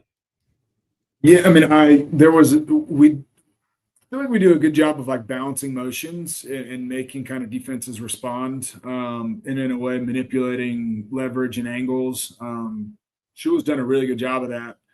I feel like I'm always going to go back to, like, I would like to see Lenoris on just quarterback run game, direct quarterback run. And even if it's like, we do a lot of stuff to attack the perimeter with RPOs and kind of quick flat routes and stuff like that. So there's a way to, whether it's a jet sweep and then followed by a Q counter, jet sweep followed by read option, just different stuff like that, because we're moving around so much pre-snap and making defenses think. But making defenses think and then going right at them is an opportunity, I think, that we have to really exploit a defense when they're moving and shaking. It kind of softens edges and makes the defensive end not crash as much, makes the linebacker kind of like bump out a little bit more than he should, or we can get a crease downhill. So that's what I would like to see. Well, we're going to take a look at some of what we saw this past weekend inside the playbook with the great Pat DiMarco, of course, NFL vet, former Gamecock, and also host of Tailgate Talks, which is released every Wednesday morning. Play one here. We're just running into the end zone. We got a couple of these up front. What'd you see here? Yeah, I mean, this is kind of what I was talking about, like seeing the motion pre-snap, and it kind of softens up the corner, softens up the end. 72 did a great job of coming around and pulling and kicking the first thing, and then Dingle, like, Dingle has a tough little block right here. He's pulling from on the line of scrimmage too, so he has to retreat and get there. But to wrap around, usually that backer is sitting there in the pocket. 7 came downhill a lot more than he generally should, because like everything's gap integrity, right? He sees action pulling. He needs to be flowing right there off the edge right now, because he's not an A gap or a B gap defender. 3's coming, but he did a good job of attacking his outside shoulder, and 7 just, or I guess 3 couldn't make the play, and Rasul just running through arm tackles. That's what an SEC back is supposed to do, is when his shoulders are downhill, be able to run through contact. And yeah, great play, great touchdown. But it's all kind of like part of that system, right? Of like soften the defense up, soften the edges up by the jet sweep motions. This is a different one. This is an unbalanced formation. And this is just a simple tight zone run action. And, Lenoris is reading the place. It looks like we're running a bubble screen out outside. So it's kind of like a triple option play. So tight zone, possible run, possible spit it out on the edge. But this is gapper integrity, right? Number 58 or whoever it is, that Kentucky defensive lineman, like I think what I pointed out on a few of Rockets' touchdowns last year is they're not a 3-4 defense. This guy shouldn't be two gapping. He needs to hold gapper integrity, and he got nosy and stuck his head inside, and 72 ran his feet again. Outside shoulder. Yeah. Okay. So he has outside gap leverage right now, hat outside, and then he extends and gets nosy, and 72 keeps running his feet. Touchdown. I mean, good job of Rasul being patient there, because there really wasn't much backside for him to get to. Just found the soft hole. Rasul, if you're listening to this, you are a very heavy left arm ball carrier. Every single clip you're carrying it in your left hand. Careful. Wow, great observation. Defensive coordinators and all the analysts, it's noted. And so tuck in that right arm, especially if you run down the right side, so you can use your weapons. As my running backs coach used to tell me. Very good observation there. That's the one thing we can say about this. There's a reason I put both of these back to back here. They were two different plays, but they were in the red zone. South Carolina ran the football into the end zone. Of course, they had another one later where Matthew Fuller plugged it in from a yard out as well, Pat. So, I was talking to Strickland about this. I said, what'd you think about the guys up front in the run game? He said, hey, it's a tremendous positive when you're in the red zone and you run the football in 3 times. I don't care who you're playing against. 100%. They haven't done that this year. So, again, baby steps, right? Yeah, what was I get it was second half, Fuller getting the reps, but 19 carries. That's big boy work. And not an amazing 2.5 yard average along a 5, but cool to see a young guy, them trusting him to go finish out the game the way he did. I think you'll continue to see him get more reps as well. He's physical. Like, he's a physical runner. And that's why. That's exactly right. All right. This one's in here. Just an incredible play by Sellers and Vandrevius Jacobs. Yeah, this is pass protection wasn't great here, but timing was good, right? Receiver, this is a pretty simple curl concept. Looked like number 1 ran a corner route to carry kind of coverage out of the way, and then outside guy ran a curl route. And people might wonder, that's a hell of a catch, might wonder why Nick Harbor kind of paused off the line of scrimmage, because he has flat control. So he has to carry that corner out there to soften that area up for Jacobs to make that play. But yeah, usually you want to catch the curl route is 12 to 10, and he caught it right at 10 yards from the line of scrimmage. So it's 2nd and 4, and he caught it about 6 yards past the stick. So, if he's a little slow at a break, right, that ball's held on to and he's hit, and that might be a sack fumble, but no, it's right on time, clean delivery. And Lenoris, as a quarterback, you can't look for the pressure coming, right? You have to trust your guys to be in those positions. That's a simple TE game. Left guard and left tackle have to be able to sort that out and communicate a little better. But hey, all in all, good play. Yeah, that was my question. 72 and 74 took the same guy there, so that looks like well, there was a chip presence on the backside. It looked like Dingle was chipping and then running a shallow cross. So left guard probably saw his guy work out, and saw his guy work out. Well, he's a little firm, but if there's 3 for 2, don't chase your guy, right? Your job is to hand them off with your shoulder square to the line of scrimmage, so you kind of see what's coming. You got a little heady, as we should, as us football people say. You stick your head in there, you can't see what else is coming. This play here, you got a couple of edge guys playing on the right side, and of course you had the pressure from Umi Azulu, and that led to the pick here. What are they doing there on defense? I hadn't seen much of this year. Yeah, well, it's 3rd and 12, right? So 3rd and 12, do you want to have 2-3 techniques in there, or would you rather have 3 premier pass rushers? So this is pretty. And Greer's a big joker. He's got to be 265, 270, and Dez ain't small to begin with either. He's all a 6'6", probably 250 at this point. But it's a cool concept to have 3 of your better pass rushers on there, and then obviously another interior guy that can plug up space and make moves. But this is a double TE stunt here. or sorry, this is a TE stunt where the tackle goes first and works out, and then the end wraps underneath, and they just Dez is the inside guy and kind of takes two, and just what we saw with us not being able to pick up this movement in the games inside, they had trouble too, and Dez did a good job of really wrapping tight on that TE game off that tackle, and the tackle. If your eyes are inside and you don't see what's coming, he did a good job of bending, and then obviously finishing the tackle, and big pick by Cisse right there. I'm saying that right, Cisse, right? Cisse, yep. All right, here's our guy, Mo Brown here. This is in here for a reason. In second, you'll hear it.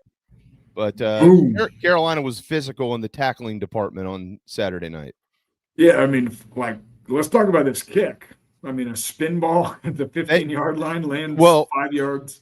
So one of the Carolina's Phil, pause it if you don't mind here. One of Carolina's 5 penalties committed Saturday night was the first kick of the game.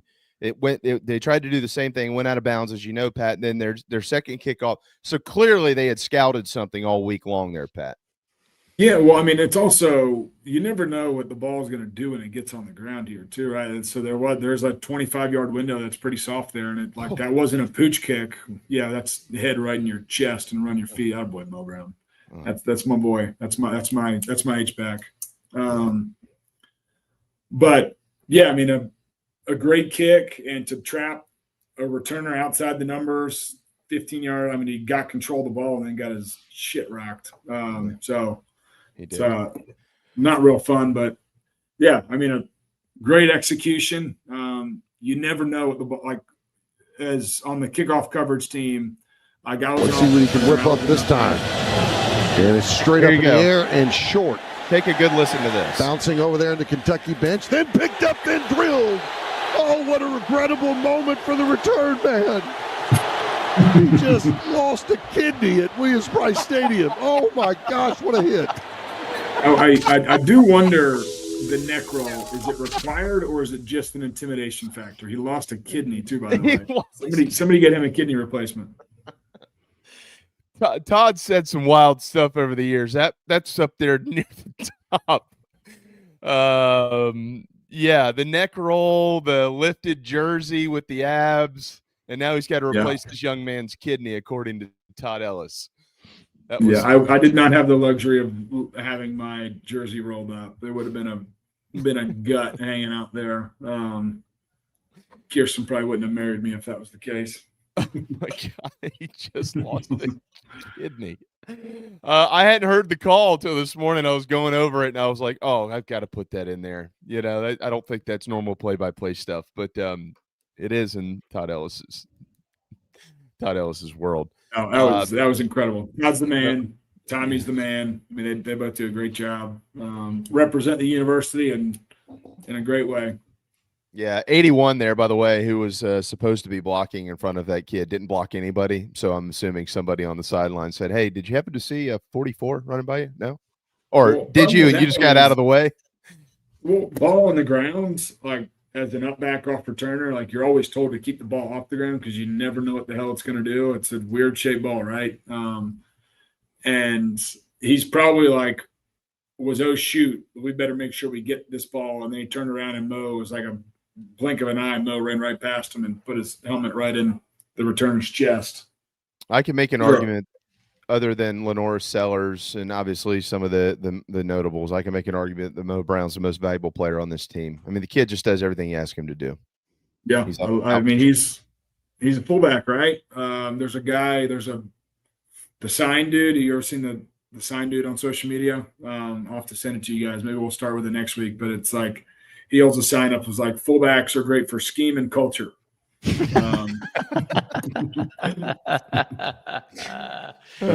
Jacob Hester, I'm sure. Jacob. I love listening to him on Sirius XM. I mean, he's another guy. He wasn't a big time recruit, and just they were trying to find. Saban believed in him. He was one of the few, and obviously he had a great career. But there's that whole kind of mantra, fullbacks are people too. Let's make sure they avoid extinction. When I get my charts ready to call a game, I have all these running backs, and I've got a lot of teams that don't even have a fullback. It's just tight ends and running backs. Nobody runs like 12 personnel anymore, or excuse me, 21, 22. Yeah. Again, nobody. It just doesn't exist, and I'm sure it drives you crazy too. When I'm calling a game or watching a game, it's like third down, fourth down in inches. Not only is there not a fullback in the game, but they're in the shotgun all the time. Yeah, Tush Bush kind of, in essence, is like fullback belly. But it is weird. I mean, I've been asked several times, like, is the fullback ever going to make its way back? And I'm like, look at the playoff teams in the NFL over the last 10 years. Over 50% of the fullback teams or teams that make the playoffs have a fullback on their roster. That's short yardage, goal line, that's special teams. That's being able to run the ball. That's 4-minute offense, right? Closing out a game. All that stuff. So, viva la fullback. Where have all the fullbacks gone? It's a great tune, by the way. It's a great song. Where have all the fullbacks gone? It's a great tune. Pat, we'll let you run. Any hints on Wednesday morning's guest? It's a recent Carolina grad who's playing in the NFL nowadays. So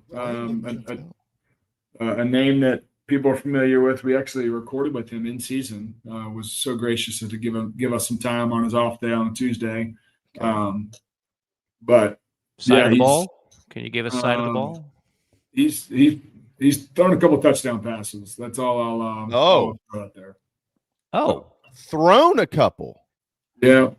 So let you guys bake on that for a little bit. And kind of narrows it down. Yeah. I mean, it should be pretty obvious, right? Yeah.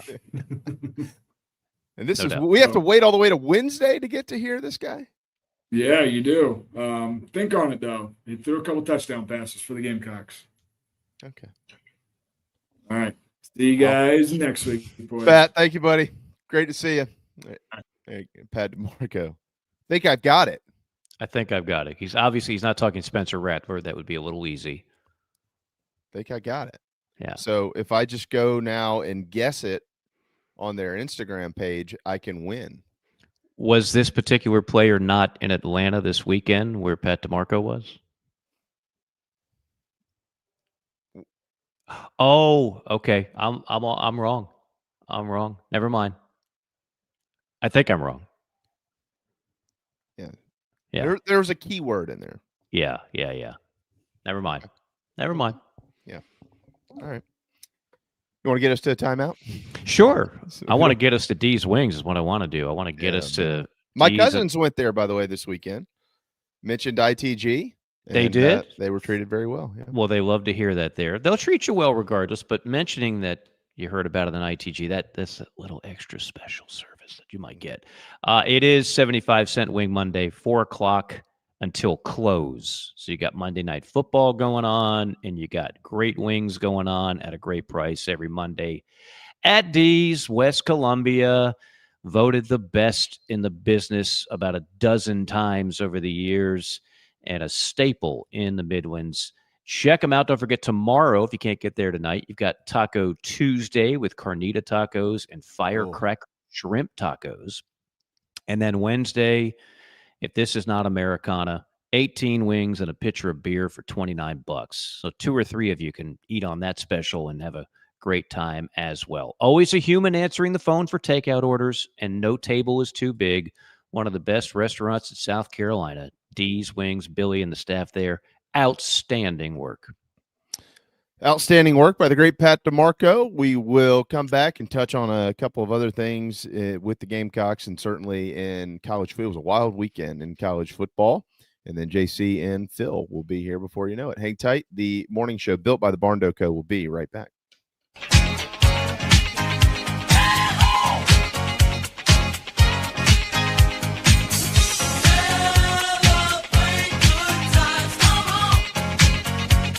It's a celebration. Celebrate good times, come on. Why choose Game Day nuts? They're so easy to eat. Don't have to throw the shells away. Easy for travel. It's like grab and go. Delicious. Delicious. They are delicious. Never miss a touchdown fumbling with your nuts. Visit GameDayNuts.net. Boiled peanuts, no shell. There's nothing like Saturday in South Carolina. However you enjoy Gamecock football, Gamecock Traditions has a long-standing legacy of being a part of your game day. From tailgates to touchdowns, Gamecock Traditions has what you need and want with our beloved Block C logo. Get into Gamecock Traditions in Lexington or the Village at Sand Hill, or visit GamecockTraditions.com and have it shipped to your doorstep. We look forward to taking care of your family. Go Gamecocks.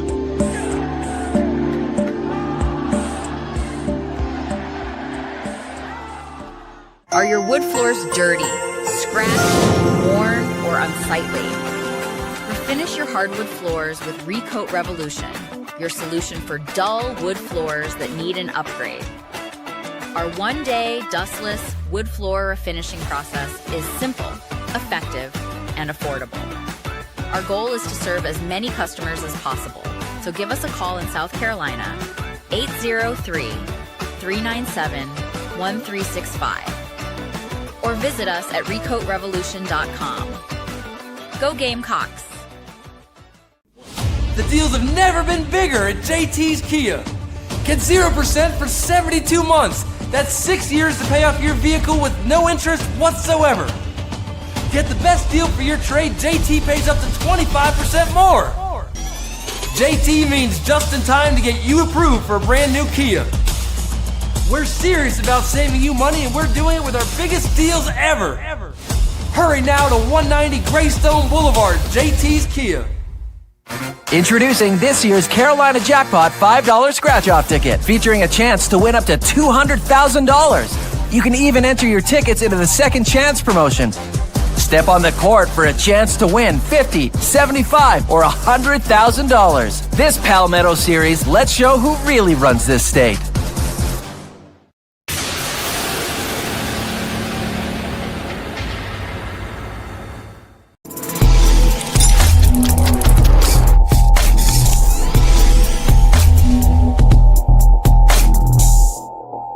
You're tuned in to Inside the Gamecocks, the morning show, presented by Resto Pros of the Midlands, part of the Chief Sports Network.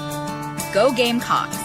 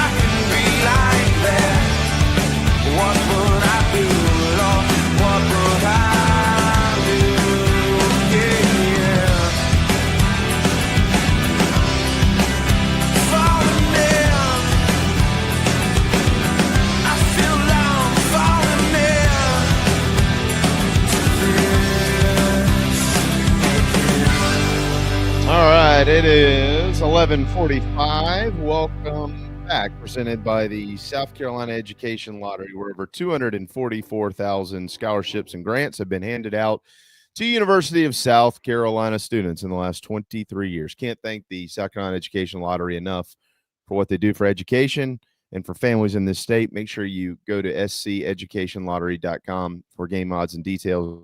And remember, get those Carolina jackpot scratch-offs. They're $5. Are fun to play. And there's a lot of winners as well. See sceducationlottery.com. All right, so the weekend in itself kicked off, Mike, with we were wondering, is this going to be indicative of where things are going? And it turned out to be. There were 4 top 10 teams that lost. There were 3 top 5 teams that lost. And one of those top 10 teams went down in double OT in Charlottesville, Virginia. Last Friday night. Florida State ruined College game day for campus this week, and they shipped them off to Tuscaloosa. But look, I'll be honest. I mean, I asked Raphael on Friday. I said, "Hey, is this this point spread here? Is this is this a trick? You know, like, are we trying to suck some money in here, or is this real? What's going on? And he said, I wore this shirt for you. It's a trap this week. This is a trap for Florida State. And he was right. I asked about that for a reason though. I wasn't shocked. I wasn't shocked that they lost. I thought Virginia could upset them. It would need to go a lot in the right way of the Wahoos, Mr. Morgan. But what I was shocked by, double OT or not, was that they put 46 points on the board against Florida State. That's what was surprising to me. Yeah, against a defense that really, they didn't shut down Alabama, but they took Alabama out of a lot of stuff. Look, this to me is scheduling malpractice if you're Florida State. Why? You don't need the gimmicky, like, you know, we joke about it. The MAC will play a game. Jamie, they'll play a game in your backyard. If you put it on national TV, they'll play it at Monday at 2:30 in the afternoon, 9 o'clock at night, whatever's good for the Bradfords, because Kent State and Eastern Michigan need to be on national television. Otherwise, they will never be seen throughout the year. You're Florida freaking State. Why would you play a conference road game on a Friday night? I've done games at Virginia. That's never a great environment. But you tell students you're playing a top 10 team on a Friday night, and they'll show up. Mm-hmm. And so you stack all the cards against you. Meanwhile, Miami sat on their couch and enjoyed a bye week. I'll be down there in Tallahassee to call that game, which is still going to be a great game. I mean, game day can do what game day needs to do. It's still one of the best games on the board, and I wouldn't be surprised if Florida State pulls off an upset. Miami might be the number one team in the country. A lot of people think they are. But to schedule Virginia on a Friday, even if Virginia is awful, which it seems like they're better, that quarterback can play. Yeah. I didn't know much about him, but damn it, if he wasn't a problem for Florida State all night long. Florida State did not have an answer for him. So, but to let this be a lesson. This is why SEC teams don't do this. When's the last time you saw an SEC team playing a road conference game on a Friday night? Yeah. Well, they don't. They don't. They don't. And God, is it to protect high school football? I don't know. I don't think so. No, it's not. I think it's like, no, that's not a smart play. Well, when has Clemson ever played on a Friday night? Dabo doesn't let it happen. I don't think they have. They played their fair share of Thursdays. Yeah. Right. But no, it's just, I don't know why you would do that. So whoever scheduled that game, because if this is a Saturday game, it might be on the CW, Florida State at Virginia, or like it's a noon kick on EU, and it's just not the same. But you made it like that's Virginia's Super Bowl. They haven't had much to celebrate there at all. They've been god awful under Tony Elliott, and now you gave them some life. You let them hang around. You spotted them 14 points. The key play in that game is you spotted them 14, then you go zoom, zoom, zoom right down the field. Castellanos and the rest of that Florida State offense, Virginia had no answers. You go up 21-14. And at that point, everybody's like, okay, the world is spinning back on its axis, and Florida State is going to thump them. And then Virginia at the end of the half scored an oh-by-the-way touchdown to tie it. And from that point on, Virginia really never looked back. So kudos to the Cavs. Kudos to Tony Elliott and company. And we'll see how Florida State bounces back on Saturday. Well, that wasn't the only wild thing that happened in the ACC this weekend. Look, I like Georgia Tech. Okay. And, you know, I'll ask you a question as I say what I'm saying here. The question, who's better is what I was getting. Who's better, Virginia or Georgia Tech? But that missed offsides call in that Wake Forest game this week is awful. There were two awful calls. Both went against Wake in that game. Yeah. The other one eludes me at the moment, but the officiating was atrocious. No, it can't. Can't blame Gary Patterson. He left. Yeah, he got out of there. He got out of there. Good time. But yeah, that was there was some inexplicably bad calls in that game. So kudos to Wake, but they got the screw job on Saturday. Like that's offsides is offsides. Like you either are or you aren't. That's one of the things I think that should be challengeable in college football. I just do. I think you should be able to throw. Well, especially if you're lined up in the neutral zone. That's not even a hard. Like I can go to review and spot that in 10 seconds and overturn it. This is not like I'm examining. Did the receiver? That's another one. I get it by the letter of the law. The Florida State receiver, it was the ball moved in super slow-mo. Years ago, that's a catch without instant replay. It obviously was called a catch on the field, and you're sitting there and you're watching it in high def and frame by frame by frame by frame. I mean, you've got better technology than watching JFK get his head blown off in Daly Plaza. I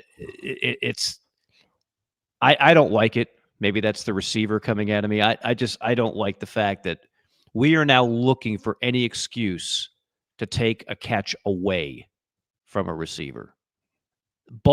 You can have control of it and the ball still might move a millimeter, but I think we're overthinking it. So that to me, that's not a call I like seeing, but I knew as soon as I saw it on replay, they're going to overturn it. It was what you're saying. It was that very last ball movement. As Flint and I were watching this together, and I was like, oh, nope, that's not going to be by the letter of the law. It's not going to be by the letter of the law. It's incomplete, just like by the letter of the law.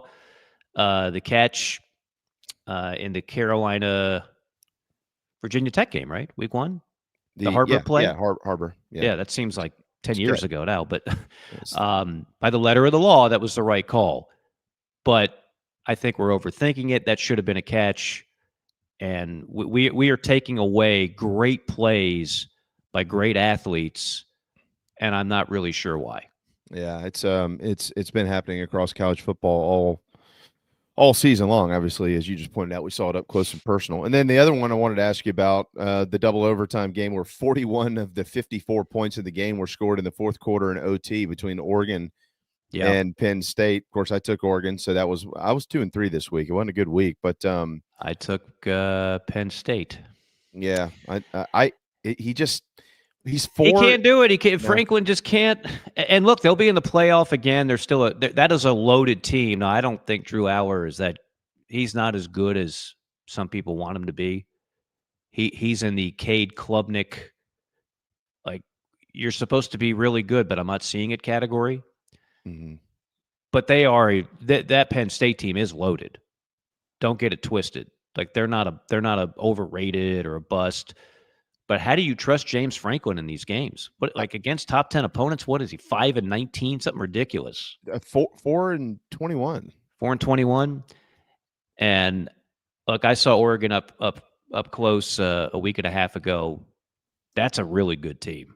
Mm-hmm. And Dan Lanning to me, if I could, like all these programs that want a coach and they're going to need a coach, Lane Kiffin, Dan Lanning. I don't think Dan Lanning's going anywhere because Oregon will G him up to the max. They're not losing him based on money. He seems pretty happy there in Eugene.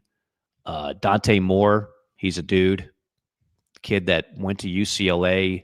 He was recruited by Jim Harbaugh, offered a scholarship in the 7th grade because he grew up a Michigan fan. Well, then Harbaugh, of course, leaves. Then he goes to UCLA, and then Chip Kelly leaves. So he's like, okay, I'm in the portal. Oregon, cha-ching, cha-ching, cha-ching. And they got him, and he's the real deal. And they're loaded all around him. They got the Uiagalelei that can actually play at defensive end. He's actually a really good player. So they got athletes on defense. They got athletes on offense. They got top 10 recruits everywhere. They're damn good. But the bigger story coming out of that will be, can James Franklin ever win the big games? Yeah.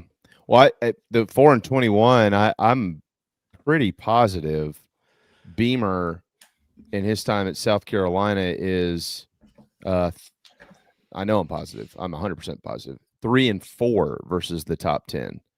So in 18 less games. He's won one less game. He's won one less game and 18 less games played against top 10 teams. Shane Beamer has here at the University of South Carolina. Like it's hard to beat top 10 teams. I get it. But if you are expected to be a top 10 team, then you got to win your share of them. Right. And 4-21, man. I mean, that's rough. And he's like, I think in Happy Valley, I was listening to Phil Pod and Dari Noka yesterday morning on College Sports Channel 84. It's a pretty good Sunday morning show for anybody interested. I think somebody called in and rattled off the stat that in Happy Valley, he's like 1-11 versus top 10 teams in Happy Valley. So what's that? So that means you're 3-10 on the road. 1-11, man. The whiteout, man, fool's gold over there. I mean, I took Penn State and Auburn against my better judgment. But wait a minute, was Auburn not a cover?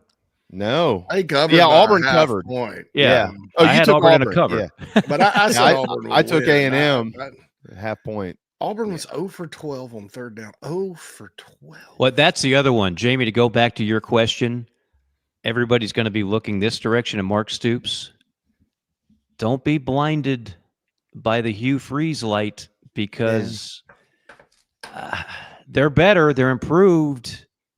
Yeah, but I don't know, that fan base, not the most patient bunch. I got an email, guys, from the odds PR bet.ag, Josh Barton. I get these emails with odds. Next NCAA head coach fired. Top of the list, Hugh Freeze, Auburn, 2-1. Yeah. odds. Yeah. I'm not taking that.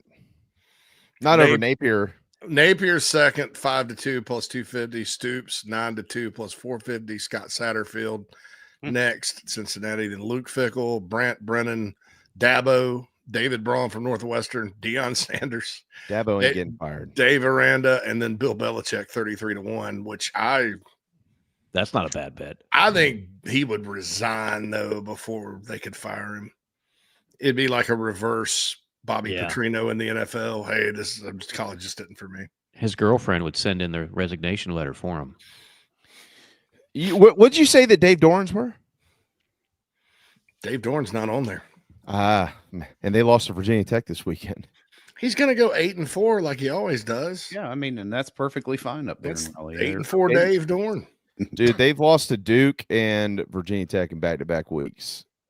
Better be careful with Campbell. You got that win over mighty Wake Forest. If Robbie Ashford hadn't gotten hurt, they'd have clipped Georgia Tech. They ain't going 8-4. They got to go to Notre Dame. They got Georgia Tech coming to town. They got to go to Miami. They got Florida State. Not happening. They'll beat Campbell. They'll beat Pitt. There's some solace in beating Campbell. They got North Carolina at the end of the year. You got North Carolina and Clemson coming up this weekend, guys. Big one. In Chapel Hill. Oh, things could take a turn for the way worse at Clemson if they lose, but I think Clemson's about to go on their normal, like, we're sorry. We're actually, 8 and they'll win every game until they play Carolina. Dude, Florida State will run into an ambush. Here's a little secret. Florida State's not very good. They beat Alabama. Whoop-dee. That was a game. That Virginia game was as exciting as it was. Man, you can't go on the road and give up that kind of points and yards to freaking Virginia. Virginia threw 3 interceptions. Florida State still couldn't win the game. Anyway. How good is Indiana after that 5-point win against Iowa on the road? No comment, because they're good. They're actually legit good. They play really, really freaking hard and well. Mike, how good's Indiana? You don't have an Indiana game this year on your slate, do you? No, I didn't really want one, to be honest with you. But they actually, the second year in a row, they've struck gold in the quarterback portal. Fernando Mendoza, I think, is better than the kid they had last year. So, one thing about that guy, he rubs a lot of people the wrong way, says a lot of stuff that kind of sounds stupid on the surface. But if his Jimmies and Joes are equal with yours, he's winning. Yeah. If it's close, he might still win. Now, if you're completely overmatched, like you saw in the playoff, then he's going down. But they can continue to kind of roll along without knowing his schedule ahead of time. Last year, they had one of the easiest Big Ten schedules and took advantage of it. They play nobody with a pulse out of conference. We know that. So when you say how good is Indiana, for me, the answer is they might be good enough to flirt with another playoff. Well, Mike, if you ask me today, look, they're 5-0. Pick the playoffs at the end of the year. There's no way I'm not putting Indiana in there. I mean, they go to Oregon, they go to Penn State. We know if you go to Penn State, they'll lose to win. Oregon. Yeah, I agree with that. They'll probably lose to Penn State. Where's that game? It's in Happy Valley. They'll lose that game. Yeah. Hot take. There's a hot top 10 win for James Franklin. You know I guess who that would count. But besides that, Michigan State, UCLA, Maryland, Wisconsin, Win. Purdue, Yeah, I mean they could still go 10-2, get in the playoff. You know who they're pulling for? You know who their second favorite team is in Bloomington? Illinois. Illinois. They beat them by 53 points. They want them to run out and win a bunch. I don't of know games. what happened in that game. And Illinois beat Southern Cal this weekend with 30 on the field goal, 34-32. I watched that game. Southern Cal, still soft. Not good. Still soft as butter. I mean, and that was it. I mean, their defense couldn't stop the Illini. I mean, sad. And there's another one. I mean, yeah, look, they got Ohio State coming in. Illinois does in a couple of weeks. Purdue, Washington, Rutgers, Maryland, Wisconsin, Northwestern. They gonna lose any of those games? Well, Illinois, if they beat Ohio State, I mean, that's probably a glide path into the championship game. They'd have a 53-point loss to Indiana as the only blemish on their schedule, which is bizarre. But then Indiana drops 2. Yeah, I mean, I can see it happen. All right, JC, I have a question. What's the Big Spur equivalent to Arkansas on 24/7? What's that site? Hog Nation. Hog Sports. All right, Hog Sports. Give me the wish list of hogsports.com. Who replaces Sam Pittman? They want Rhett Lashley because he's a dude. Oh, yeah. Rhett. Rhett's trying to scrub his social media from the summer. Yeah. Where's the intern? Get all that video down. You know, and told you. I knew this was coming. Oh, they got rid of Travis Williams. That's probably smart, man. That and whole Deke Adams. Deke Adams is going. Oh, too. He should have been the first to go. I think he was. He was a package deal. But yeah, that was. He has been less than impressive. Hey, Rhett, you were a dog in the SEC this summer. Do you want to leave this stuff up, or would you want them to hire you? Oh, yeah. Arkansas's got problems with football NIL money too. They don't. The basketball thing was funded by somebody else. Right. That's the Tyson's Chicken guy. He wrote a check. He wrote a big one.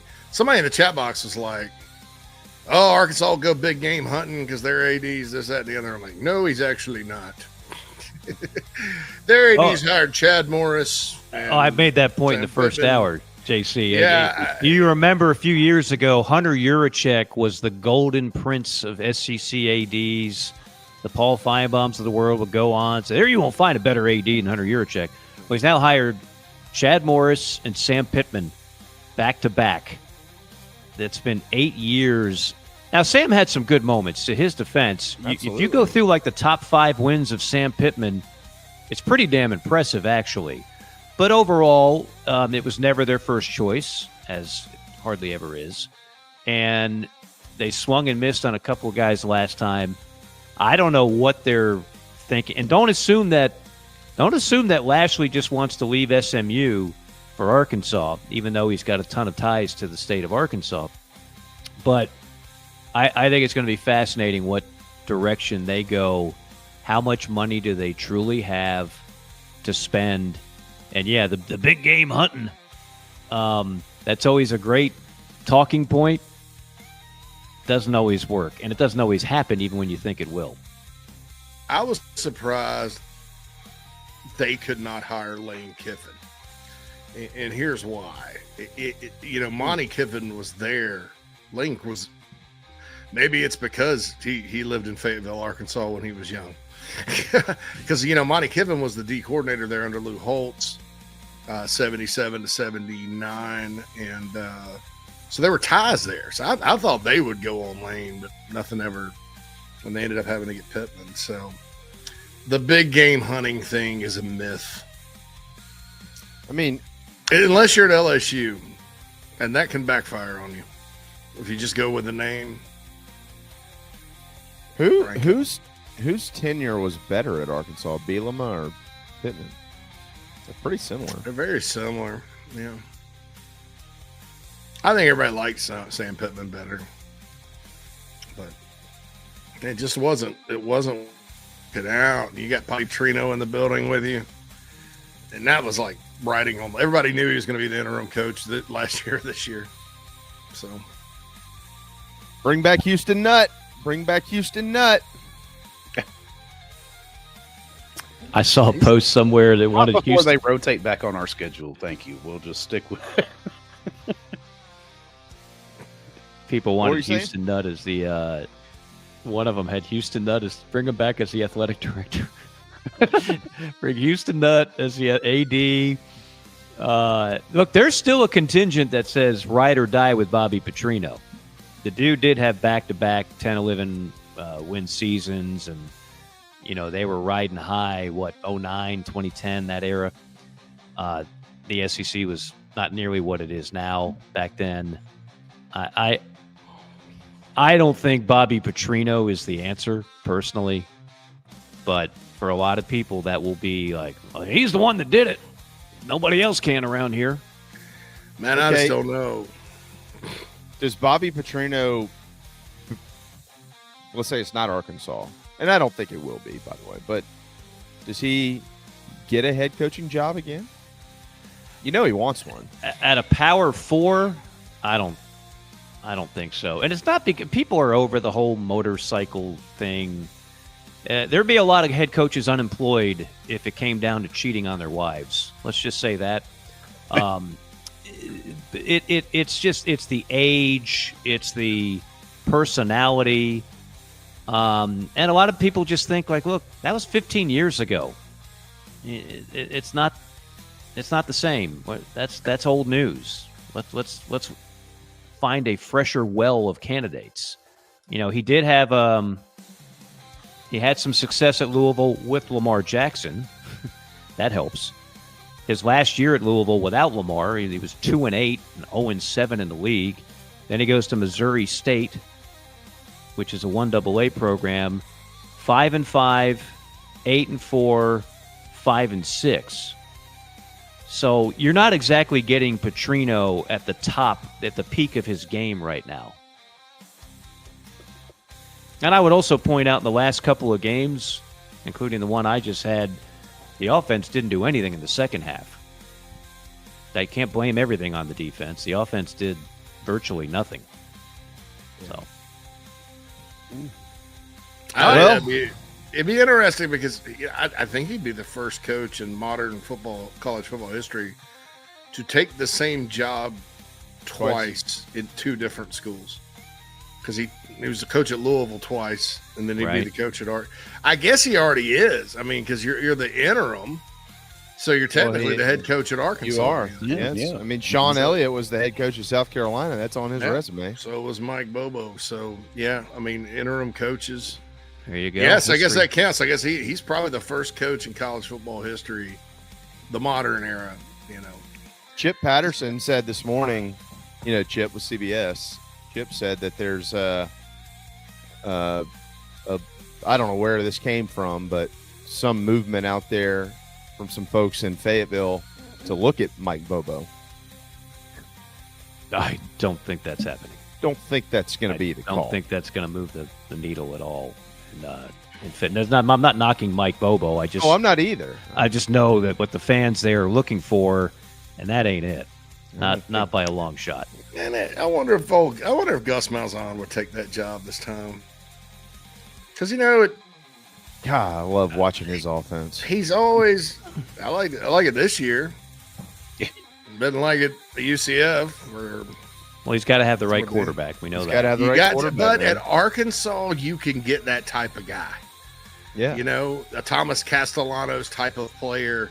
They have them in the state. They have them over in Memphis. They have them in Mississippi junior colleges. You can find, that type of guy. And I think that would be a good special. I mean, they make them into a special preparation. He knows the state. He's from Arkansas. Here's my guess. Late September guess. Don't hate me if I'm wrong. They go after Lashley, and he says no. Okay? Now you got to get creative. Pick up the phone, call Alex Golish. I think he's good. A better job. Hey, let me ask you all a question. It's an SEC job. Look. It is. If you go to that stadium on a Saturday, there's a lot of things that'll remind you of Williams-Brice. I mean, fans everywhere, 76,000 strong.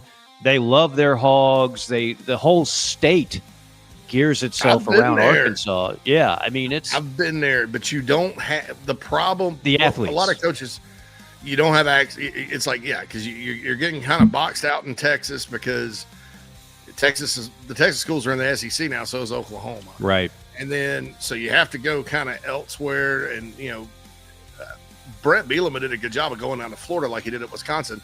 Then his guy that was the coach that got all the players from Florida that came with him from Wisconsin got the Florida international job. No more kids from Florida. Yeah. So they had to kind of piece it together. Yeah.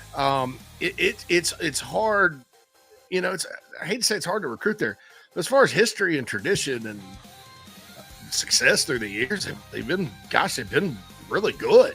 I mean, before they came in the SEC, and really the first 15, 16 years they were in the league, they won the West just as much as anybody 3 different times. And it's just they've fallen on hard times. When I think of Arkansas in more recent times, even when they've been electric on offense, the problem is, with a couple of exceptions in 20 years, how often does Arkansas have, just say a top 5 defense in the SEC? The Carolinas have that a couple of times. Yeah. Arkansas so never has that.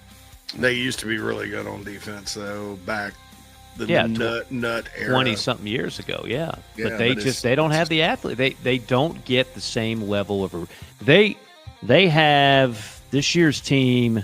This is how you know they were doomed. Only Lane Kiffin gets away with this stuff. 31 transfers. So, and most of them are starting. Like, you go across their defense, and everybody's got parentheses. Their starting linebackers, portal. Most of their D-line, portal. Most of their secondary, portal. So what does that mean? JC, you talk about it all the time. That you're not grooming guys. There's not a cohesion. It's hired guns. And it rarely gives you the same results. And their big problem too is if you look at their outbound portal every year, they get beat down. I mean, it's and their athletic director Hunter Yurchek admitted it. He said we're set up to win a national championship in baseball, basketball.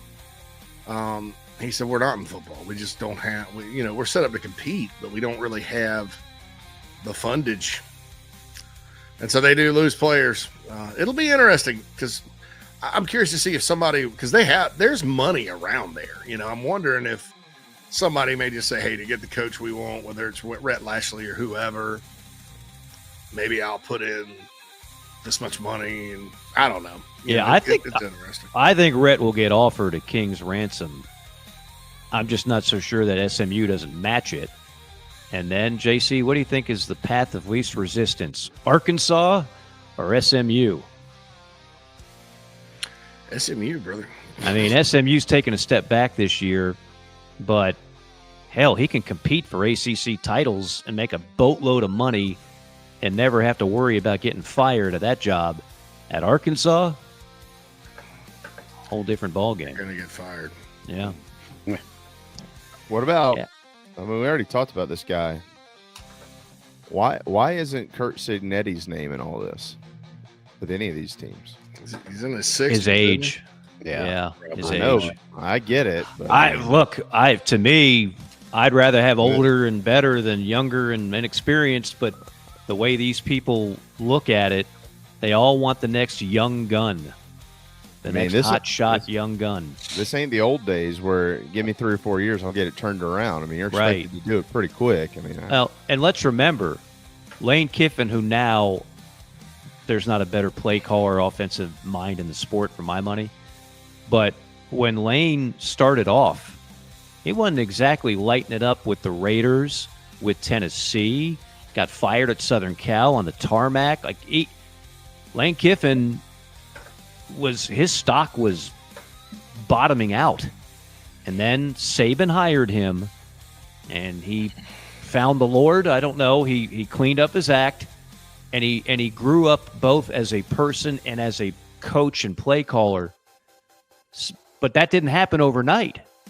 That took like 15 years. The Lane Kiffin you got now is nothing like what he was 10 years ago. He was not nearly as good a coach. And yeah, that's a Kurt Cignetti's 135-37. Oh, he's fantastic. He's 68-11 at Indiana and James Madison. Yeah, I'd just hire Saban and get it over with. Hey, Saban can take Indiana if Cignetti goes down. But yeah, if you want to win now, Kurt Cignetti would be a good hire. Be pretty good. All right, get out of here. A little bit of news from the football program. Brian Thomas named Defensive Lineman of the Week, co-defensive lineman of the week. 7 tackles, 5 solos, couple sacks. Mid-State Roofing raised the roof performer right there. Yeah, not too bad. Way to go! Yeah, I thought maybe Dylan Stewart might have a crack at that. Dylan Stewart was the best player on the field Saturday night, but I think they just look at stats. Brian's stats were a little better, so they gave it the stat. Good, he deserves it. He works hard. He's a good player. I like Brian. Yeah, no doubt.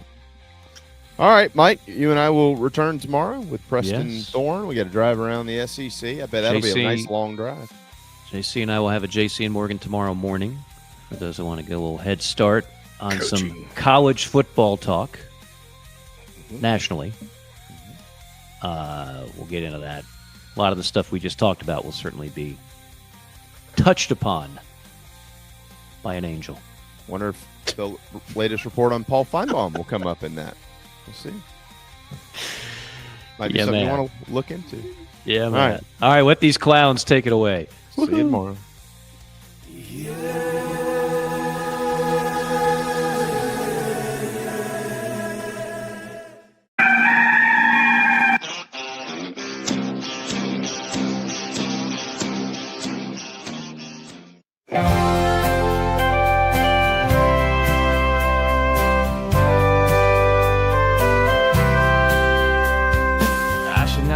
Screamed in terror that fine day.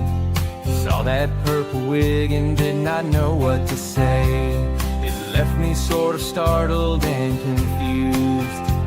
Red lips and white makeup and those big old red shoes. But my daddy tore a knot in me for being so damn rude. He said, son, don't you know that clowns are people too? Clowns are people too. Big red shoes. Clowns are people too. Don't be rude. If you weren't a bit lucky, then this could easily be you. I met your mom when she was up on that old trapeze. What can I say but hey, I had a thing for circus freaks.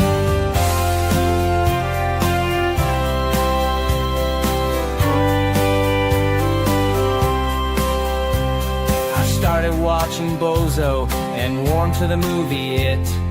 Killer Clowns from Outer Space to me was a big hit. Some people like McDonald's because of Mayor McCheese, but Ronald is my homeboy now and Krusty and Pinky. Clowns are people too. Big red shoes. Clowns are people too. Don't be rude. If you weren't a bit lucky, then this could easily be you. I met your mom when she was up on that old trapeze. What can I say but hey, I had a thing for circus freaks. Clowns are people too. Clowns are people too. Now I own some tiny horns and got me those red shoes. I don't know much, but know one thing that's true. If you don't know anything, just know that clowns are people too.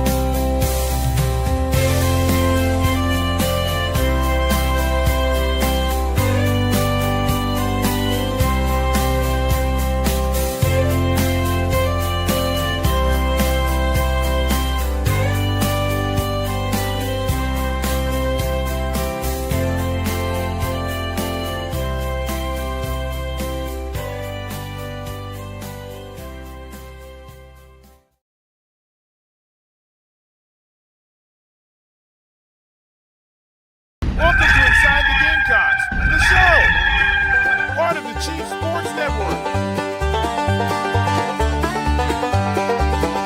Mad Dog's upstate raised and reared up near the tater patch.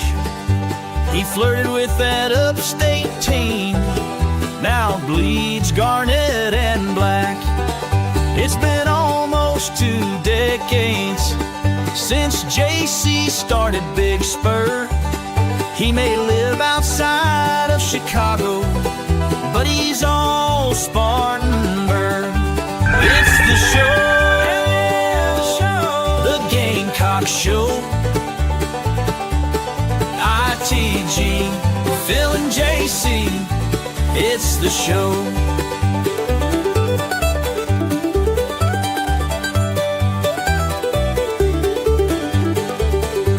It's fun and entertainment, but also information, things you cannot get on radio. It's the show. Gather around, all you Gamecocks, it's the show. The show. Let's go. JC and Mad Dog Mully on the Gamecock Show.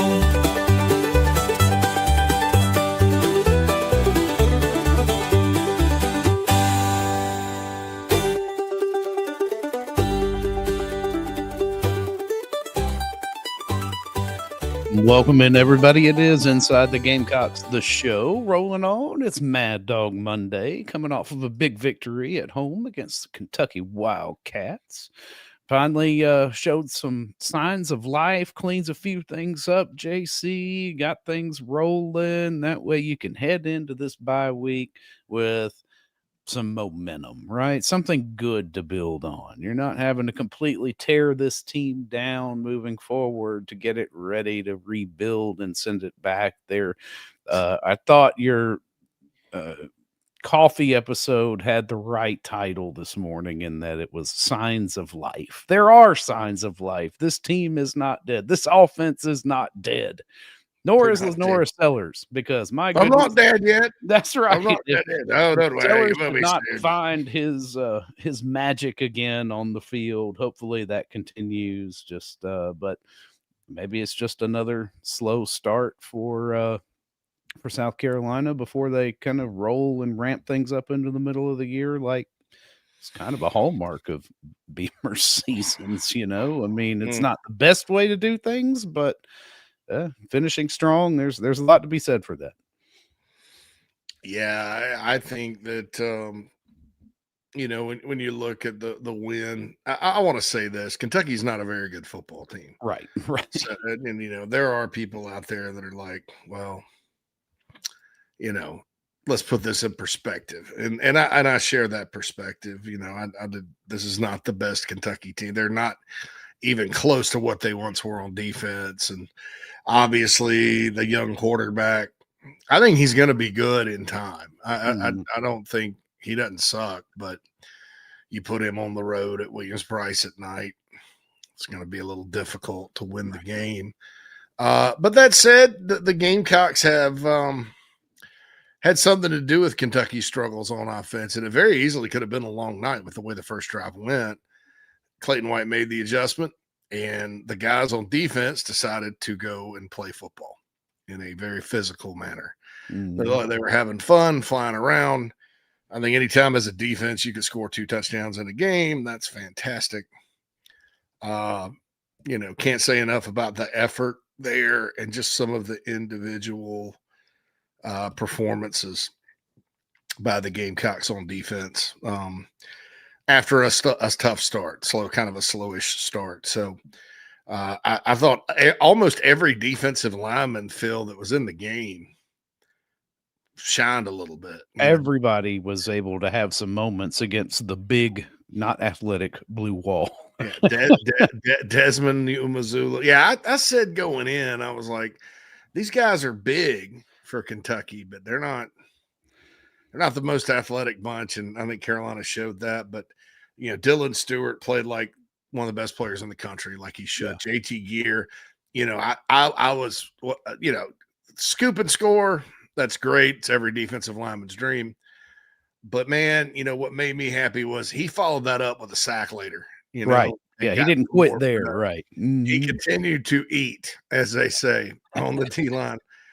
Nick Barrett had another sack. Gabe Brownlow-Dendy only played 13 snaps, but impacted the game with a tackle for loss, or maybe a sack. I don't remember what exactly that was. Monkel Goodwine had a great play where the guy almost had him, like he just with one arm carried the blocker. Yeah.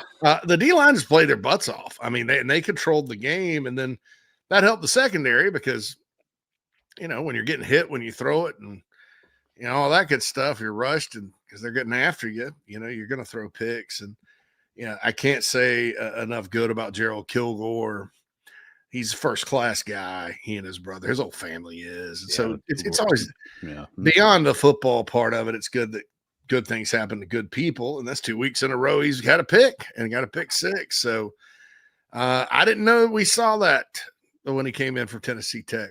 The athleticism and speed. He's a really good athlete. So that was good. The defense, I can't say enough good about. The special teams were not good Saturday night. No, not a lot of mistakes in that part of it, but that's atypical. So I'm sure they'll get those corrected. Everybody wants to talk about the offense. Look, you want to know the good part or the bad part? The good news is this. The offensive linemen that got into the game, right? At some point, they all had their moments. And that's the first time this year I've seen them go out and play kind of with a chip on their shoulder and play tough.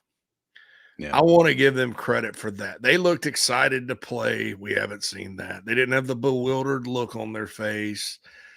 Very few times did they turn around. I mean, Trevon Ball, I thought, was kind of the heart and soul there. He needs to keep being a leader. I liked it. I hate to say it, but I liked it when Tree went to left tackle and Shivers came in and went to right.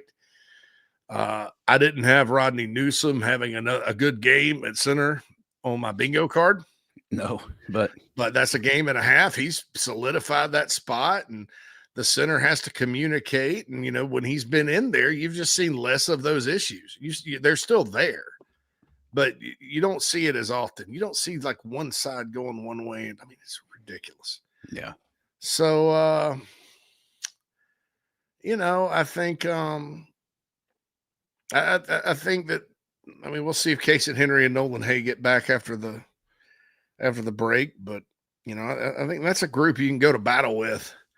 You got to fix it. I'm not saying they've arrived, and they may not cross the 50 against LSU if they don't keep getting better. Yeah, that's right. You're going to have to improve over the next couple of weeks. I do, and the hope is like that last drive. Now look, Shane Beamer and the offense, they're real proud of that drive. Where they ran 9 minutes and something off the clock. I get it. If you do that, you're probably going to. Do you hear that, Phil? No. Anyway, I have to send that one to voicemail there. My phone rang on my computer. It goes, yeah, right. But they're real proud of that, and I get it. Football coaches love stuff like that. Oh my God, we ran 9 minutes off the clock, kept them off the field. they would have at least scored a field goal. They're not going for it on the fourth down. They did it just by running the ball. Didn't throw a pass. So that's good. I think for the team, that's something to build on. I like in short yardage situations, and the 14 personnel looked pretty solid to me.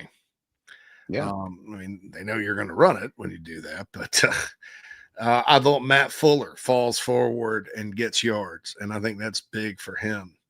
I think he and Faison should probably continue to get a bunch of carries. Oscar Attaway, I don't know if he's not healthy or what. He had a play where he caught a little screen pass and just kind of tried to juke the guy and just should have kept running. Yeah, just keep going forward there.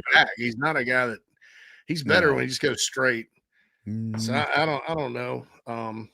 But I liked what Fuller and Faison didn't go very far, right? None of them really went very far. Yeah, the stat go. But I'm going to tell you, I've seen it too many times where a team will get down inside the 10 and they can't run it in the end zone, and bad things happen. So hats off to him for finding the end zone twice. I think that was a step in the right direction. But, the surprising thing about the offense to me, folks, I sat here all week and talked about how Kentucky left a lot to be desired in the secondary. They didn't throw it. Carolina didn't throw it all that much. It was almost like they were trying to prove a point. That's fine. You can try to prove a point if you want. They rushed for 178 yards. That's a good thing. Maybe people are starting to feel better. But that can't be the offense when you go to LSU. And that can't be the offense when you play Oklahoma. And that can't be the offense when you play any other team on the schedule outside of maybe Coastal. Because you're not even going to go that far. I mean, you can't line up and run it every first and second down with your back. Right. And they got really predictable with that. Again, I just wish there would be a normal game, Phil, because there's always something, like all 5 games this year. First game, it was a neutral site game. They didn't really know what Virginia Tech was going to do. They kind of got stingy with the run game middle of the game and then pulled away with some big plays late. South Carolina State had the big delay and they tried to just kind of run it. Vanderbilt, Lenore Sellers gets hurt. They came out firing, but then he gets hurt and then they turn it over 4 times. Missouri, they could not run the ball at all.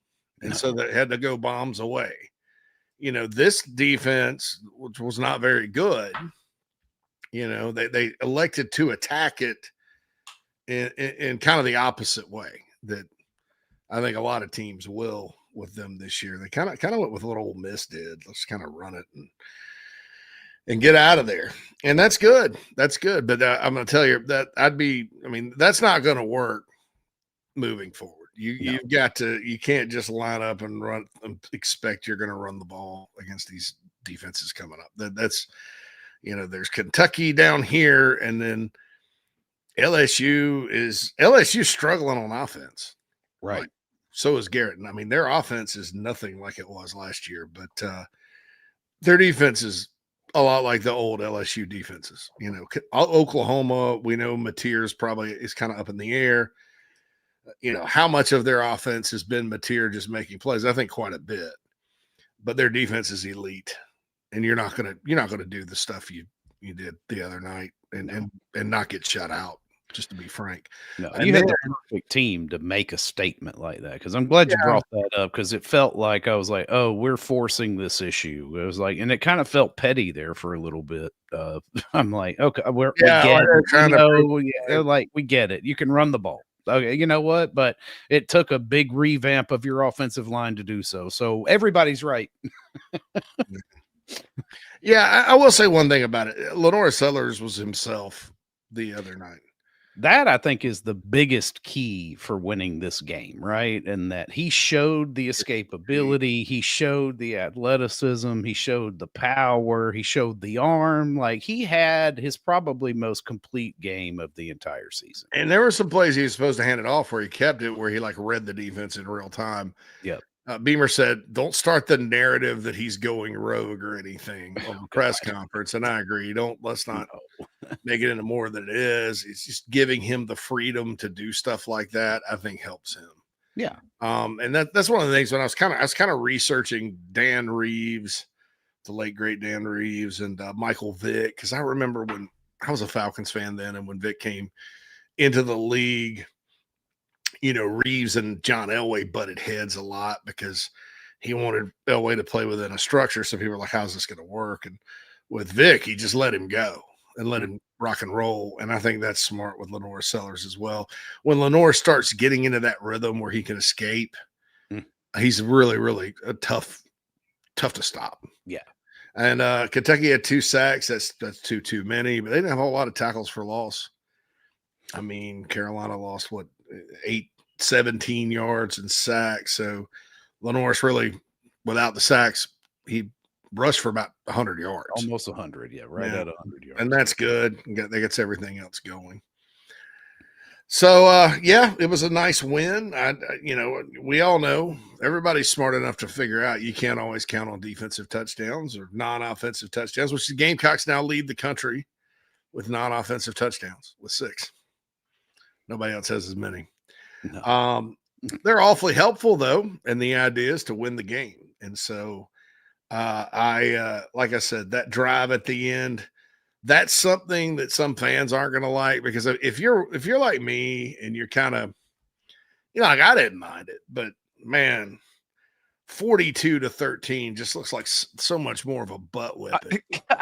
I'm like, just punch it in one more time. 28 offensive points. Like, really, kick that door in and let's go. And I'll tell you too, the most disappointing part of it, and they did get predictable, was the third quarter. I mean, you have a penalty, then you have a sack, and then the fake punt. And but then Vandrevius Jacobs, who Brent pointed out in the Nana Sports chat box, caught that pass and turned it right upfield like he should. Yep.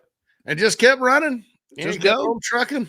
He had another big game statistically. He's now got 18 catches for 327 yards this year. So that's good. He's a player that's always been capable, but he's worked extremely hard. Yeah.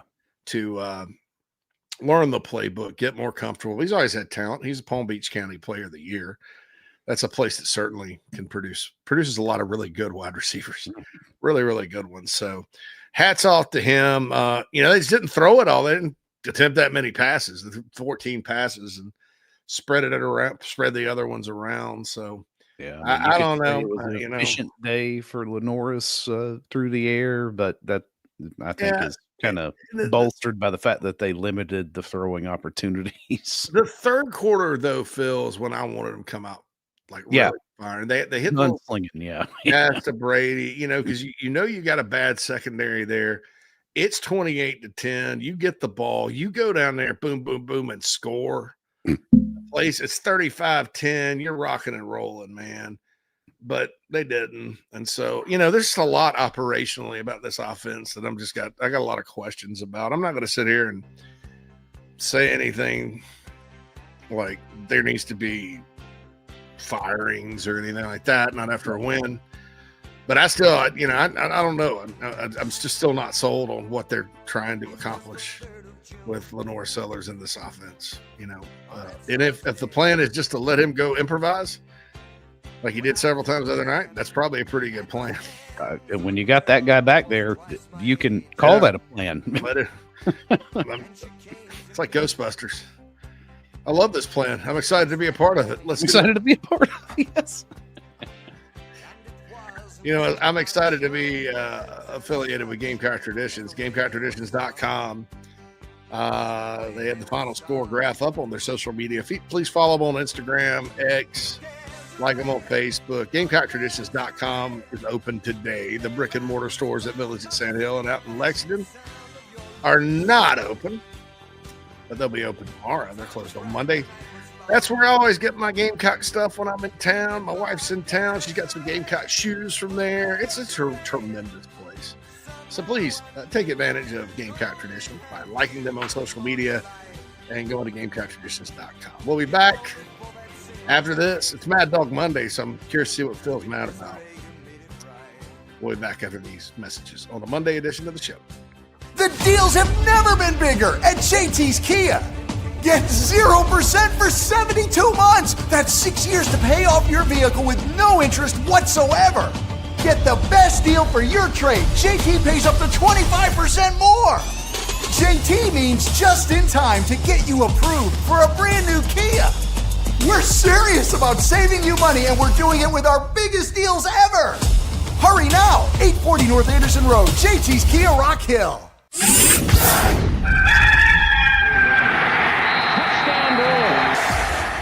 Hey folks, it's Mike Morgan for Ryan Brewer Fence. That's right, you know the former Gamecock legend as a terrific college football player. Well, I know him as that too. I also know him as the guy that runs a great business, one of the best businesses in South Carolina. How do I know that? Well, for one, I'm actually a client of Ryan's. I had my home in Columbia done years ago, and his crew did an outstanding job, just as he does for everybody else. Whether you're in the market for a fence, railings, columns, or anything in between, their craftsmanship, their experience, and service second to none. Ryan Brewer Fence has over 15 years of experience with consultation and installation of residential and commercial fencing and railings. Rest assured your job will be done with an unparalleled level of expertise, and it's done on time, and they do it right the first time. Again, you're not going to do any better than Ryan Brewer, Ryan Brewer Fence. The website is ryanbrewer.net. Set up an appointment today. Tell them Mike sent you. I said, oh, Lord Jesus, it's a fire. Ain't nobody got time for that. Disaster comes uninformed. During and after natural disasters or accidents, there can be a heavy loss to property. It can become extremely difficult to bounce back to what you knew before. Having your home or office destroyed or damaged by water, fire, smoke, or mold affects your personal and business lifestyle. Resto Pros of the Midlands is here to help. Open 24/7. Call them when you need them. 803-493-0170. Hi, I'm Joel Lurie. If you're turning 65 this year or retiring soon, you probably have questions about Medicare. How do I enroll in Medicare? When do I need to enroll?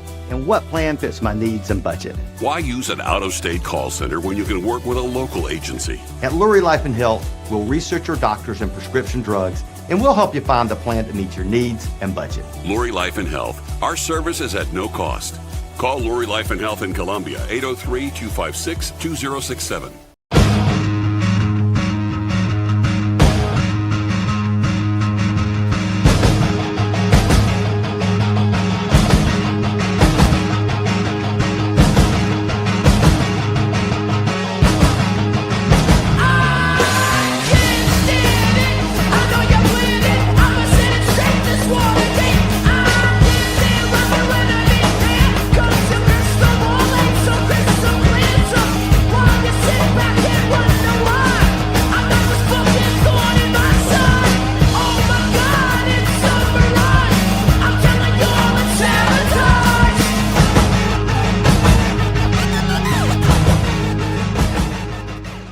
Welcome back, everybody, inside the Gamecocks. The show rolls on here. Final segment of the first hour. Yeah, I don't know. Wasn't too much made me mad this weekend, JC, other than I got a couple things like, all right, who's who do we have researching this safety that the Indiana quarterback took there with didn't need and ran 20 yards after the time expired to give everybody a bad beat that had Indiana against Iowa.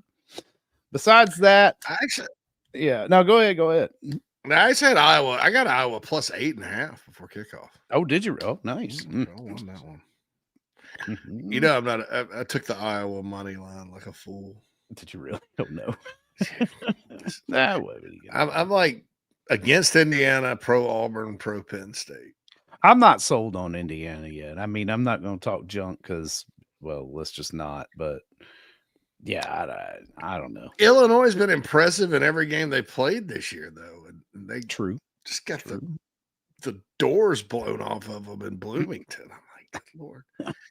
I just have a feeling they're going to get humbled against Oregon here, and after that, I don't know. I just have this Doyle. They're going to take. Feeling your whole family's about to go down. Have a whole feeling. Yep.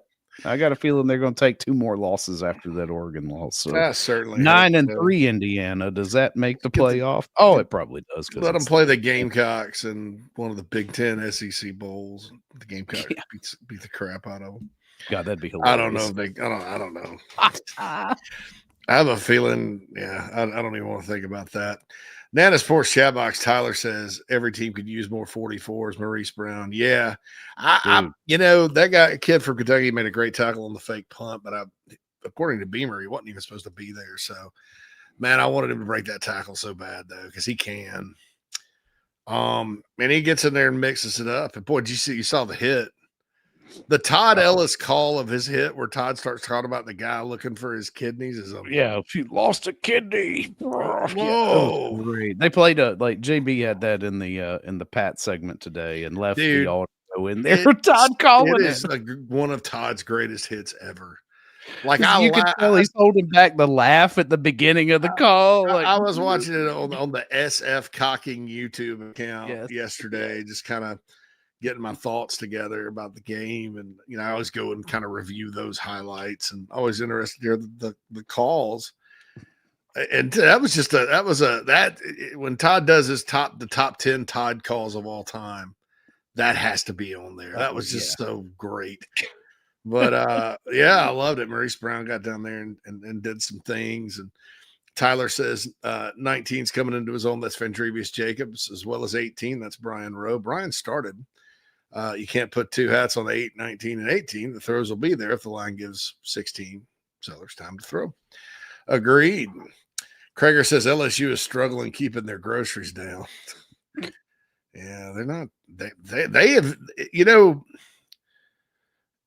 they put 17 on Clemson, and at the time, they had a touchdown call back. It's a tough game against a tough defense. Well, we found out since Clemson's not the best defensive team around. And then, they struggled against Louisiana Tech. You're like, okay, well, then Florida's been playing good defense. They beat them 20-10. And then they've scored a half 100 on Southeast Louisiana.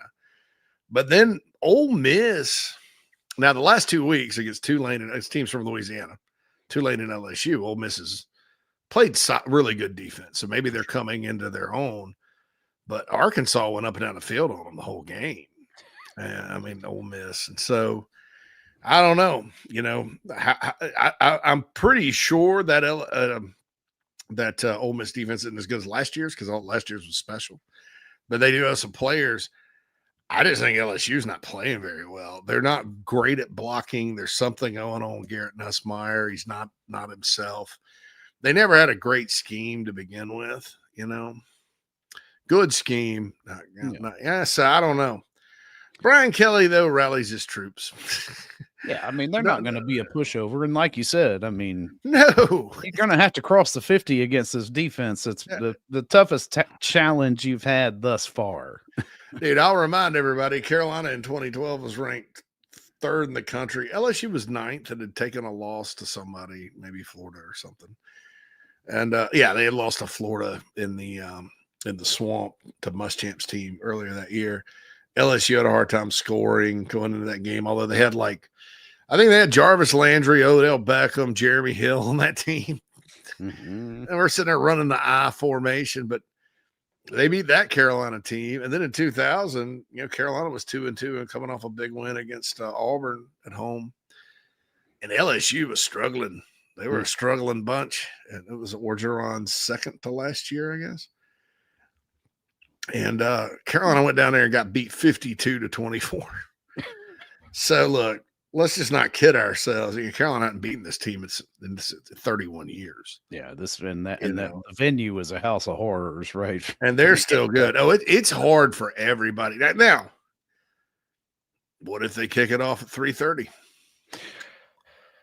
Or pulling for that, middle window here, because I know this is a flex game, right? So it could be either way. We find out in about 9-10 minutes here, I think. Keep us posted on that, Phil. But my guess is it's at night. My guess is it may be on ABC because Sellers versus Nussmeier, but maybe they think Nussmeier hadn't. I don't know. We'll see. Yeah, I don't know. I think it is too juicy to not put an NBC up again because I don't know what else is going on that week. I haven't looked ahead on the schedule to see what they're up against. Bruin says that's what we'll do, JC. First and second down for 2 yards, 3rd and 8, and pray the play call works. Yeah, they hadn't done that every game, though. I don't know why in games against teams they're favored to beat, they revert to that. I don't understand it. College football is about attacking. It's putting points on the board. No line posted for the LSU game, ESPN app, but LSU 70-30. Yeah, that's that FPI thing. That's actually changed. I think LSU was 81-19 a while back. Gamecock Joe bring in the stats. 16 times on first down for an average of 2 yards per carry and ran 9 times again on second down. 6 for 6 for 113 yards passing on first down. God bless. I know. Yeah. I mean, I know. See, that secondary too, man. I know. So -2.5 LSU is the line Rooster's seen. Matt says, poop. That's close, Rooster. I'm sure it's close to double digits a couple of weeks ago. Yeah, there's something going on with Nussmeier. Yeah, he's not himself. I don't know. But now, I mean, we have been kind of scratching our heads over the way our quarterback looked the first few weeks. So who knows? I mean, let's hope he doesn't find himself until, week 8. Really? I think I saw somebody, a big spur today. It was just like, I had to tell the guys, like, you either, I don't really know what you're watching, and when did the quarterback have to play perfect? No. I mean, there's people out there saying Lenore Sellers hadn't played very well. I don't think he's looked like himself, but we haven't seen him drop back and throw like he had to do against Missouri a whole lot, and he was pretty good at it. Yeah. Right? He got hurt against Vandy. Certainly looked like himself until that point in the game. SC State, he didn't play the third quarter. Certainly did not look all that good. Nothing looked good after the long delay. Yeah, that was and against Virginia Tech, I thought he was outstanding. I thought he was the stats weren't there, but I thought he was fine. But yeah, it because Nussmeier and Sellers were talked about as number 1 and number 2, and the numbers feel like you said this hadn't backed that up. No, and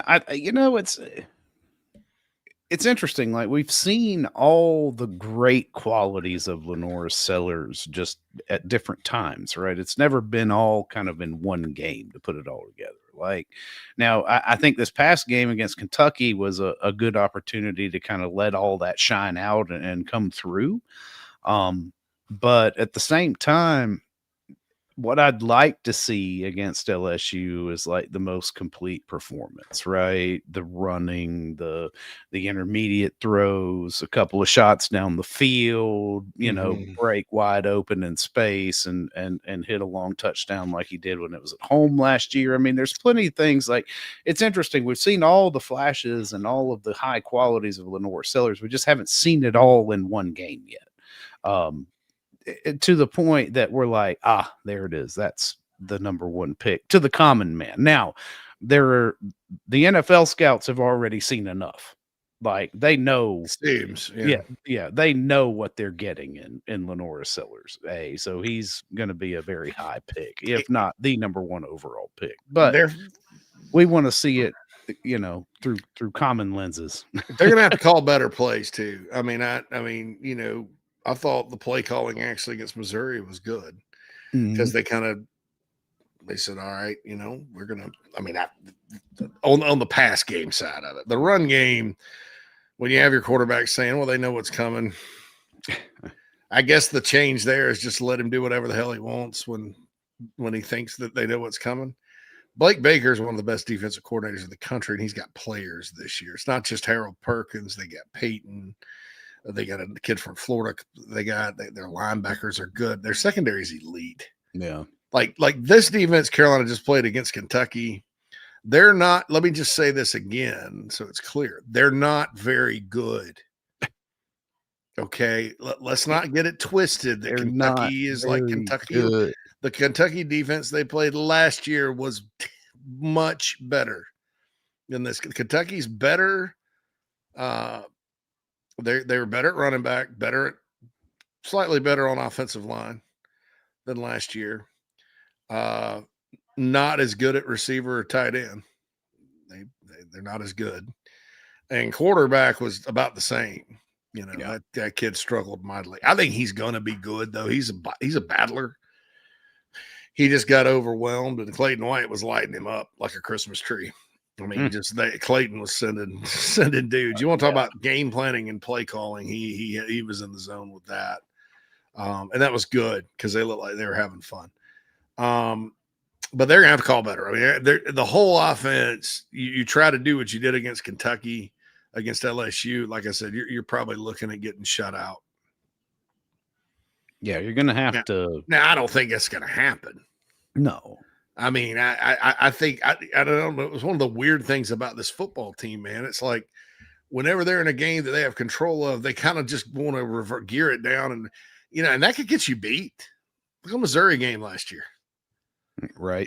When they started kind of just turtling it up, and you're not going very far. Now, if you could stay on the field for 9 minutes like they did the other night, great. Is it realistic with this offensive line that you can do that at LSU or against Oklahoma or Alabama? Probably not at this point. So I hope they don't decide to find out. That's just my. Well, I think that was like the opponent lent itself very well for that display at the end. I mean, and it is an impressive 9 minutes. I mean, you ate 9 minutes of clock, which is what teams have been doing to your ass, quite frankly, all year long. Is just you've not been able to get off the field, and you turned the tide and did that to Kentucky at just the right time. I mean, the game was already out of hand. I don't think that quarterback and that offense could have climbed back in it even under miracle circumstances. But it was good to see that execution, even if it was just 3 and 4 yards at a time, just methodically matriculating the ball down the field. What about that? All right. Chaco says, Shula, in my opinion, doesn't have a feel or flow of the game. And we hadn't seen a whole lot of it. Maybe at times it's there. Lance noticed that Sean Elliott was working more with the offensive line in the pregame because the tight ends were on the other sideline working with somebody else. The more, the better. Yeah. I feel like he's a good influence on that side at that position group. Matt asked if Greg Atkins as an analyst is helping. Well, he's the assistant offensive line coach, but I don't know. It's like he's had his hand in it all the years. Bruin mentions the Paul Feinbaum news. We'll talk about that in the second hour. I don't even know what that is. I'll have to. Paul Feinbaum's considering leaving ESPN to run for Senate in the state of Alabama. Tommy says, I took the Iowa money line, closed the account. I mean, I don't know. I mean, they came close. It was close. I knew they'd give them a fight. I mean, especially coming off of a huge win at Illinois. I was like, oh, yeah, I was going to be ready for them. And almost had it. I'm just not buying Indiana. I'm not talking junk, but I'm just not buying it yet. I'm not buying them yet either. I hope and pray that we don't have to deal with them again. I know, yeah.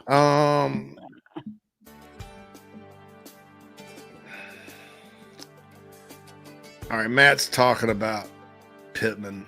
Like, okay, some people on social media were bring Sam Pittman in now. Sam Pittman just got fired. He's not. I mean, maybe he's a weirdo and just loves ball, but I can't see him just coming and saying, you know what I really want to do after I got fired from my job at Arkansas and I was the head coach and got $10 million to walk away. I want to go to South Carolina and fix the offensive line. Think about that for a minute. That Beamer guy that stole my running back a couple of years ago looks like a good guy to work for. Hey, bring him on. I mean, I'm not saying there's not many better than Sam Pittman. No. Now, would he like to be an assistant head coach and coach the O-line somewhere again? But maybe. I don't know. I don't know what the guy's done, but not this year. Yeah. And he absolutely, I mean, he'll have a lot of opportunity because he's very good. But he's 63 years old, too. Keep that in mind. He may just want to go to the beach. Plenty of money now. Go to the beach. Could be beach time. So Trevon's aggressive plays, Elliott got involved with the offensive line, what Rooster said. I'll say this about the O-line in general, just because they're going to take some heat, because they still didn't play great. But, man, they played with more enthusiasm and heart and toughness and aggressiveness than I've seen them play in a long time. Yeah. And I will give them that. And then, it had to help their confidence lining up in the fourth quarter and running that much time off the clock. So there's a little light at the end of the tunnel there. And I like that group I like Tree at left tackle, Shivers at right. I thought Newsome played really well, like I've said. Thought Trevon Ball was was on fire. And I thought Shed Surratt had his best game too, I thought. And I think Surratt played better when Tree was over there with him than he did. Yeah. I don't know. That's limited, observation. I haven't rewatched, I've rewatched the first half, not the second. Yeah, it looked like he was. At least they were communicating better. I don't know. Maybe that's just wishful thinking. But hey, I think he played his best game too. I thought that group looked good. I don't know. Nolan Hay and Case and Henry should be back, so I don't know what'll happen. I didn't mind that group being in there, honestly. All right. One thing else I don't mind is D's Wings. You can go to D's Wednesdays. Taco Tuesday tomorrow, but Wednesdays, 18 wings, pitcher of beer, $29. You know the drill. Yeah. Go on out to D's Wings. There's ample parking out there in that beautiful part of West Columbia, South Carolina. Proud to be affiliated with D's Wings. They sponsor the show, the morning show, all that good stuff right here on the Chief Sports Network. Be back after this, hour number 2 of the show on a Victory Mad Dog Monday. Rock and roll. Welcome to Dry Space Crawl Space Solutions. Basement crawl space encapsulation designed for your specific needs. Your crawl space can be susceptible to all sorts of issues, including moisture buildup, mold growth, and structural damage if not cared for properly. Let our trained experts provide basement crawl space encapsulation solutions to protect your home, improve air quality, and enhance energy efficiency. Schedule your consultation today for a safer, healthier space at dryspacecs.com. Dry Space Crawl Space Solutions, proud supporters of your South Carolina Gamecocks. Oh man, the building is on fire. Emergencies and accidents happen. When you're in the middle of a fire or water event, all you want is for things to return to normal as soon as possible. Resto Pros of the Midlands is with you, guiding you through the process and working with you to get your home or office back in working order. They'll answer your questions, discuss procedures, and can act as your advocate when it comes to processing your insurance claim. Resto Pros Midlands SC.com. Open 24/7 when you need them. Quality that is guaranteed. Welcome to SEC Sunday Night, part of the Chief Sports Network. Every Sunday night at 8 p.m. on the Chief Sports app, the Chief Sports YouTube channel, and on our X accounts. Hosted by Rob Williams and Craig McMichael, talking the week that was and what's to come in the SEC. Join us every week for SEC Sunday Night on the Chief Sports Network. It's football season. The Barn Dominium Company wants to help you build your dream home with your dream space to watch the games and entertain your friends and family. Make your dream a reality. Visit thebarndominiumco.com. That's thebarndominiumco.com for floor plans, photo galleries, locations, and to learn more about us.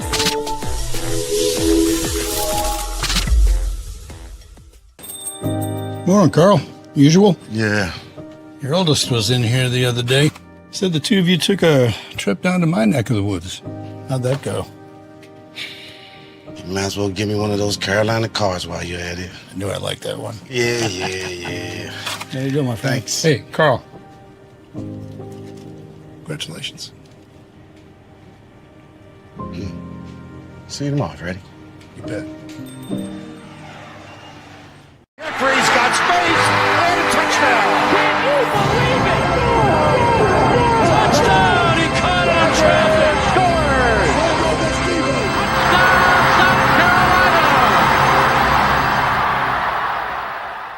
your wood floors dirty, scratched, worn, or unsightly? Refinish your hardwood floors with Recoat Revolution, your solution for dull wood floors that need an upgrade. Our one-day, dustless wood floor refinishing process is simple, effective, and affordable. Our goal is to serve as many customers as possible, so give us a call in South Carolina, 803-397-1365, or visit us at recoatrevolution.com. Go Gamecocks!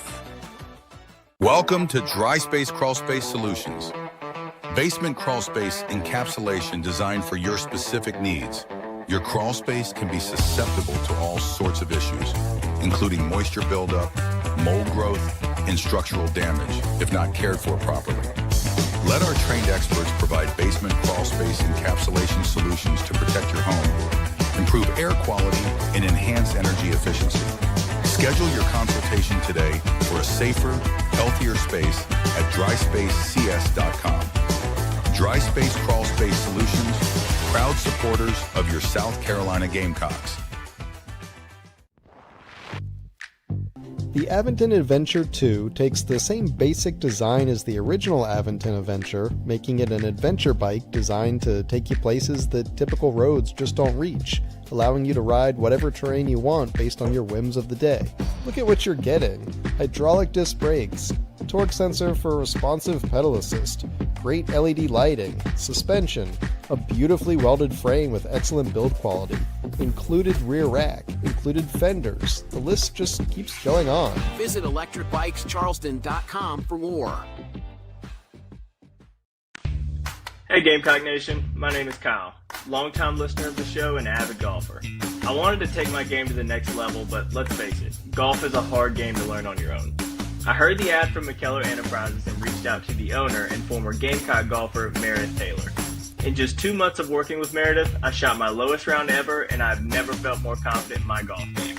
So if you're looking to take your game to the next level, go to McKellarEnterprises.org and book your lesson today with former Gamecock golfer Meredith Taylor. Go Gamecocks!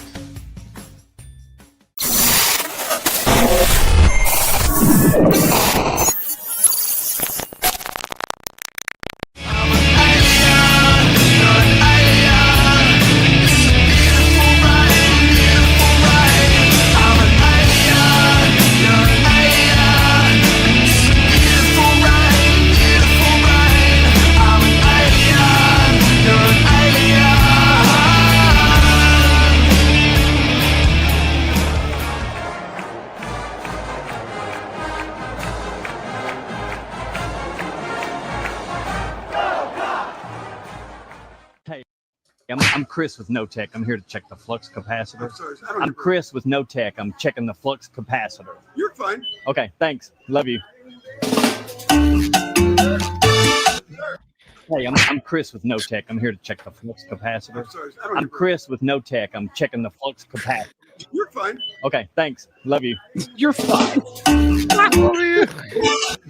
Dude, I love that so much. Like, is that a Disney park? That's not Disney. That's I don't think it is. No, because that's because I don't security for Disney. Yeah, the name tags. I'm here to check the flux capacitor. I don't know. Anybody recognize that name tag? No, that's not. Nah, hard to say. I'm Chris with No Tech. I'm checking the. Wait a minute. Hold on. There's some Disney pins, maybe. Yeah, look. Oh, that may be. You're fine. Okay, That'd be thanks. Animal Love Kingdom, probably. That looks like Animal Kingdom. Hey, Anyway, Chris from No Tech. I'm here to check the flux capacitor. I love that. There's another one where he just rolls up on it's a military base, I think, and he's like, or it's some kind of security or something. Or security guard was sitting there. Maybe it's a plant or something. And he's like, who again? Chris from No Tech. I'm here to fix the flux capacitor. And he's like, did Dr. Brown tell you I was coming? Dr. Brown, yes, I've seen that one too. This is in the same vein of if you want to get in anywhere, just roll up to the gate with a ladder. Yeah, you have a ladder. It's unbelievable, man. But I love that. The flux capacitor, which is beautiful. Absolutely. You know, I keep getting these calls from New York. New York State, New York. I'm tired of them. They're like total spam. Like, I don't know what these people want to steal my identity or something. I've blocked all of them. I can't handle that. So I was wanting to mention it because I just had another one come in. But I guess it looks like, according to the state newspaper, it is a night game. Looks like night. Yeah, that's what 7:30 or 7:40, 7:30 or 7:45. It'll be on ESPN, ABC, or the SEC network. I say it's going to be on ABC.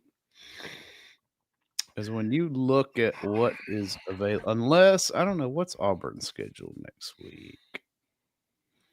It's Auburn play, or rather this week. What's Auburn play? Auburn plays Georgia next. Yeah. Oh, next. So they're on bye then. Yeah. There's no. See, the best matchups for week 7, which is what we're looking at here, at least in the SEC, which is, of course, with whom we're competing for airtime, are there are 4 games that are not yet slotted: Florida A&M, Georgia at Auburn, Carolina at LSU, and Arkansas at Tennessee. Arkansas, Tennessee is probably, that's got like SEC network written on it, right? I don't know. Yeah. Sorry. So probably there's 3. It's 7:45 or 7:30. So I don't know, man. I don't either. I think Georgia Auburn obviously would be a very that's an old rivalry, right? Yeah. I mean, that's down there. I can see that. But I think the quarterback battle still, even though we know Nussmeier hadn't played that well, and some may say Lenoris hadn't played that well, I kind of have a feeling that may draw the ABC crew in. But who maybe knows? So. Who knows? Florida, Texas. Yeah, because you got a lot of teams that, like, Florida's not doing well now. Auburn's not doing well now. So no. So LSU's O-line is beat up, says Rooster. And Caden Durham has been injured. Plus, LSU's run game is not very good. Nuss isn't going to run, so he can't help with that. I think the next 3 weeks you have an opportunity with it, but the thing is, Carolina's defense has played really, really well one game against a team that is not very good. I do think that if you're looking for a path, a scenario for victory, if you go play defense really well on the road and follow that up at home against Oklahoma pretty well, assuming, even with Mateer, they're not putting a ton of points up on the board. And you're at home, even Alabama, they got shut out the second half against Georgia. I do respect the tackle eligible pass play, though. They threw it to Caden Proctor. I love that. He almost scored, dude. I don't know why Georgia didn't overload that, because where the ball's going. Sometimes they use those cats as a disguise. And they'll disguise and then run they it. have the guts to toss it to, because big guys fumble and stuff. They're not used. They're awkward, but he just plowed right on down there. It was like a demolition thing. I mean, I love it. The first hit he gave on that was to his own guy, just to shove them down the line, right? That was fun. I like that. Yeah. Frederick says that Adam and Aaron Anderson, wide receiver for LSU, got injured early in the Ole Miss game. So Kelly lied about the injury to Nuss, Russ Rooster says. Krager says Trinidad Chambliss is playing as good as any quarterback right now. Yeah, he's played pretty well for Ole Miss. So starting to build tape on him, though. I think that's part of it. We'll see.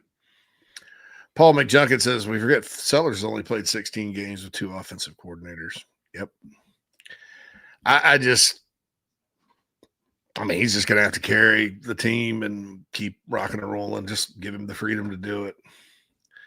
So Rooster says the line -2 and 2.5 will change depending on who plays. If Durham and Anderson don't play, that's 2 of their top playmakers. It is. Yeah, that's Brent a long says time. If Paul Feinbaum runs for senator, he wants him to still take calls.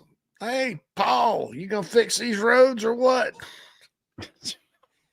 Imagine if you're if you're a citizen of the great state of Alabama and your two senators are Tommy Tuberville and Paul Feinbaum.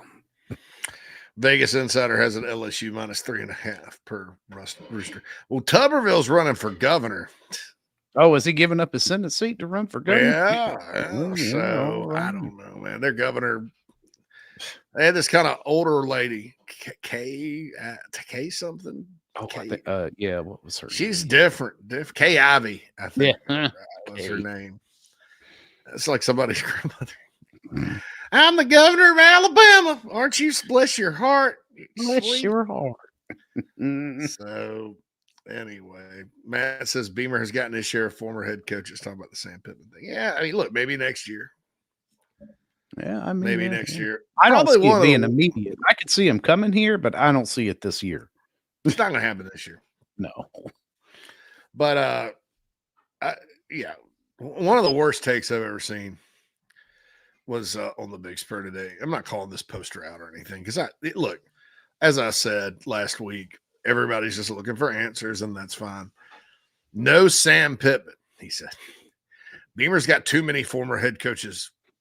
I think it's too many cooks in the kitchen. All the whole offense is nothing but former head coaches, and nothing's working. And I'm like, well, that's not the reason nothing's working. Right. You can get Sam Pittman to coach your offensive line. I don't care who you are. South Carolina, South Dakota, South Alabama, Southern Illinois, South Florida, whoever. You do it. He's really, really good. And I understand he coached with Beamer at Georgia, so they know each other. Yeah. So it's interesting though, because I mean, there's an inherent relationship between O-line coach and offensive coordinator, right? So if there is a change made, I wonder if, if Shula is going to stay on, if he doesn't get another job or something like that, or I wonder if he's got a guy or two in mind that he feels like better fit what it is he's trying to do.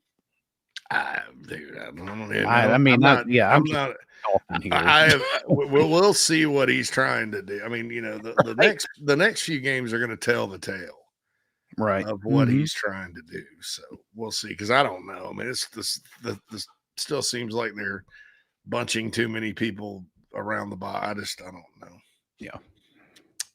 So Michael said Boaz is very disappointing. I'm surprised he still sees the field. I don't think he played a snap, Michael, against Kentucky, did he? According to Whittle's snap report, he didn't play. And I'm there for it. Rooster says Boaz is not SEC caliber. If he could transfer back to a smaller school, he needs to go. I think physically he's fine. Obviously, they were high on him and thought he was going to be good. I just think when it comes to processing information and playing the game at a high speed and remembering it, I think there's a big disconnect. I don't know what's going on. Yeah. If he plays again this year, it's probably not. It definitely won't be at center because they would have gone back to him. I mean, Strickland made a good point, the experienced center, but they were like, no, they went with Newsome. Yeah. So, and Newsome's he's already redshirted, so there's no other options for Mr. Stanley. Yeah, poor Boaz. Rooster said Josiah got put on his rear and tackled Sewell in the process. Yeah, I'm for doing whatever. Once again, it's a night game in Baton Rouge. You just don't know what time it is. If y'all rewatch the game, watch him at right guard. I guess PFF screwed up the snaps then. Because he wasn't on the snap report. I don't remember seeing him. Maybe he did play. Yeah, Josiah's been getting out, man. Yeah, he may just need a red shirt. Who knows? Rooster said I would leave the O-line with Tree, Shed, Hay if healthy, Trevon, and Shivers. Well, Case and Henry, if he gets healthy, he's going to play. I mean, and frankly, he doesn't deserve to lose his job right now. I mean, he's there's been really good. Nothing we've seen that makes him an incredible liability. Michael says Ball's been our best lineman, not saying it's even that good. I'll tell you this, Michael. I think you're right, but I also think that Surratt is getting better and better and better, and I know why he's starting now.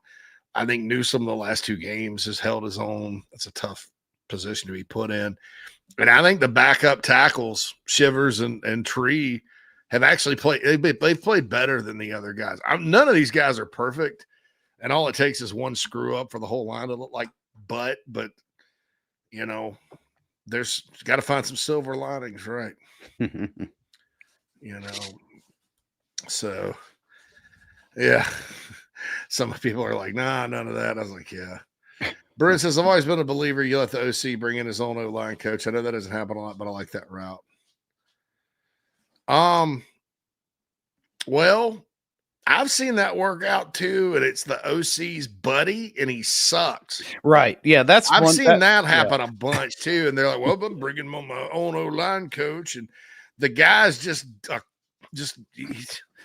he's like, I didn't want the squeeze, just the juice. Yeah, right. I'm just it's terrible. But I'm not saying, Bruin, I'm not saying you're wrong. If that's something you believe, then I'm not saying you're wrong. I'm just saying that it's going to be interesting. Any kind of change they make on the offensive line is going to have to. I mean, you're going to deal with a lot of attrition probably, and it won't be good. So, Russell said, good clip of her burping during a press conference. Who burped? So, the the Alabama governor. Oh yeah, she did that. I'm sorry, I have to look that up. Matt says, I'm glad they're at least making changes on the O-line. Yeah, I mean, part of it was forced due to injury, but that's fine. Troy Pikes, Michael brings up. I didn't mention him today, and I should have, because Devontae Miles made some plays. Did you notice that, Phil? Yeah. Devontae Miles, Trey Pikes, Nick Barrett, Monkel Goodwine, Brownlow Dindy when he's in, and Troy Pikes did too. I didn't mention him. I should have in my article, nor on Coffee this morning. But yeah, Troy Pikes is coming in. Troy Pikes is going to be a good player. He's got 2 more years. Yeah. He's young. Yeah. And I'll say this about Jordan Duff, who's replacing Travian Robertson. Travian Robertson is such a good defensive line coach that for him to kind of hold it together and get these guys better and better, because they're playing better and better, and to play like they did the other night, that's a tribute to that guy. Yeah. I think. I mean, that's good because Travian's there some, but he's not doing any coaching. He's got a lot of physical stuff he's got to get through to make it back. Yeah. He's been present the past 2 Wednesdays, but he's up in that little perch. And then, but look, dude, I mean, I think hats off to that guy. Yeah, I mean, he's holding it together because that's where the rotation comes in. Yeah. And dude, motivation for those big guys too. You got to keep them motivated. Yeah, you got to keep those dudes motivated. So hats off to him. Yeah. But yeah, that's a very good point, Michael. I thought Troy Pikes looked pretty good. Lance agrees. Krager's got back issues. Everybody say a prayer for Krager. He's watching the show on TV, just watching it. So yeah, that sucks. I'm glad I don't have any back issues. I'll probably have them at some point though if I don't get in shape. So never fun. It's never fun. Yeah. So anyway, most OCs get their quarterback coach, but most of the rest are head coach hires. I don't know what that. Oh, yeah, the head coaches that come in. Yeah, I've seen it work. Like if an OC is a receivers coach, and then he calls the plays, but another guy coaches his QBs. That actually happened at Kentucky when I think the worst mistake Stoops ever made. Cohen? No, God, Liam Cohen. I think the worst mistake he ever made was going to the pro style, like telling Eddie Gran, who ran a pretty good college offense, like, well, I don't want to do this anymore. The spread with the power run game, and then they go pro style, right? And it's just it's just been bad since. I mean, even the Will Levis year with Liam Cohen, that was more Wandell Robinson and Will Levis in the run game. I mean, I think that was a terrible mistake. And then you so we'll see. That's my take on certain types of NFL offenses. That's for sure. It doesn't always work. Chaga said, remember Satterfield, no friends. Yeah, that guy.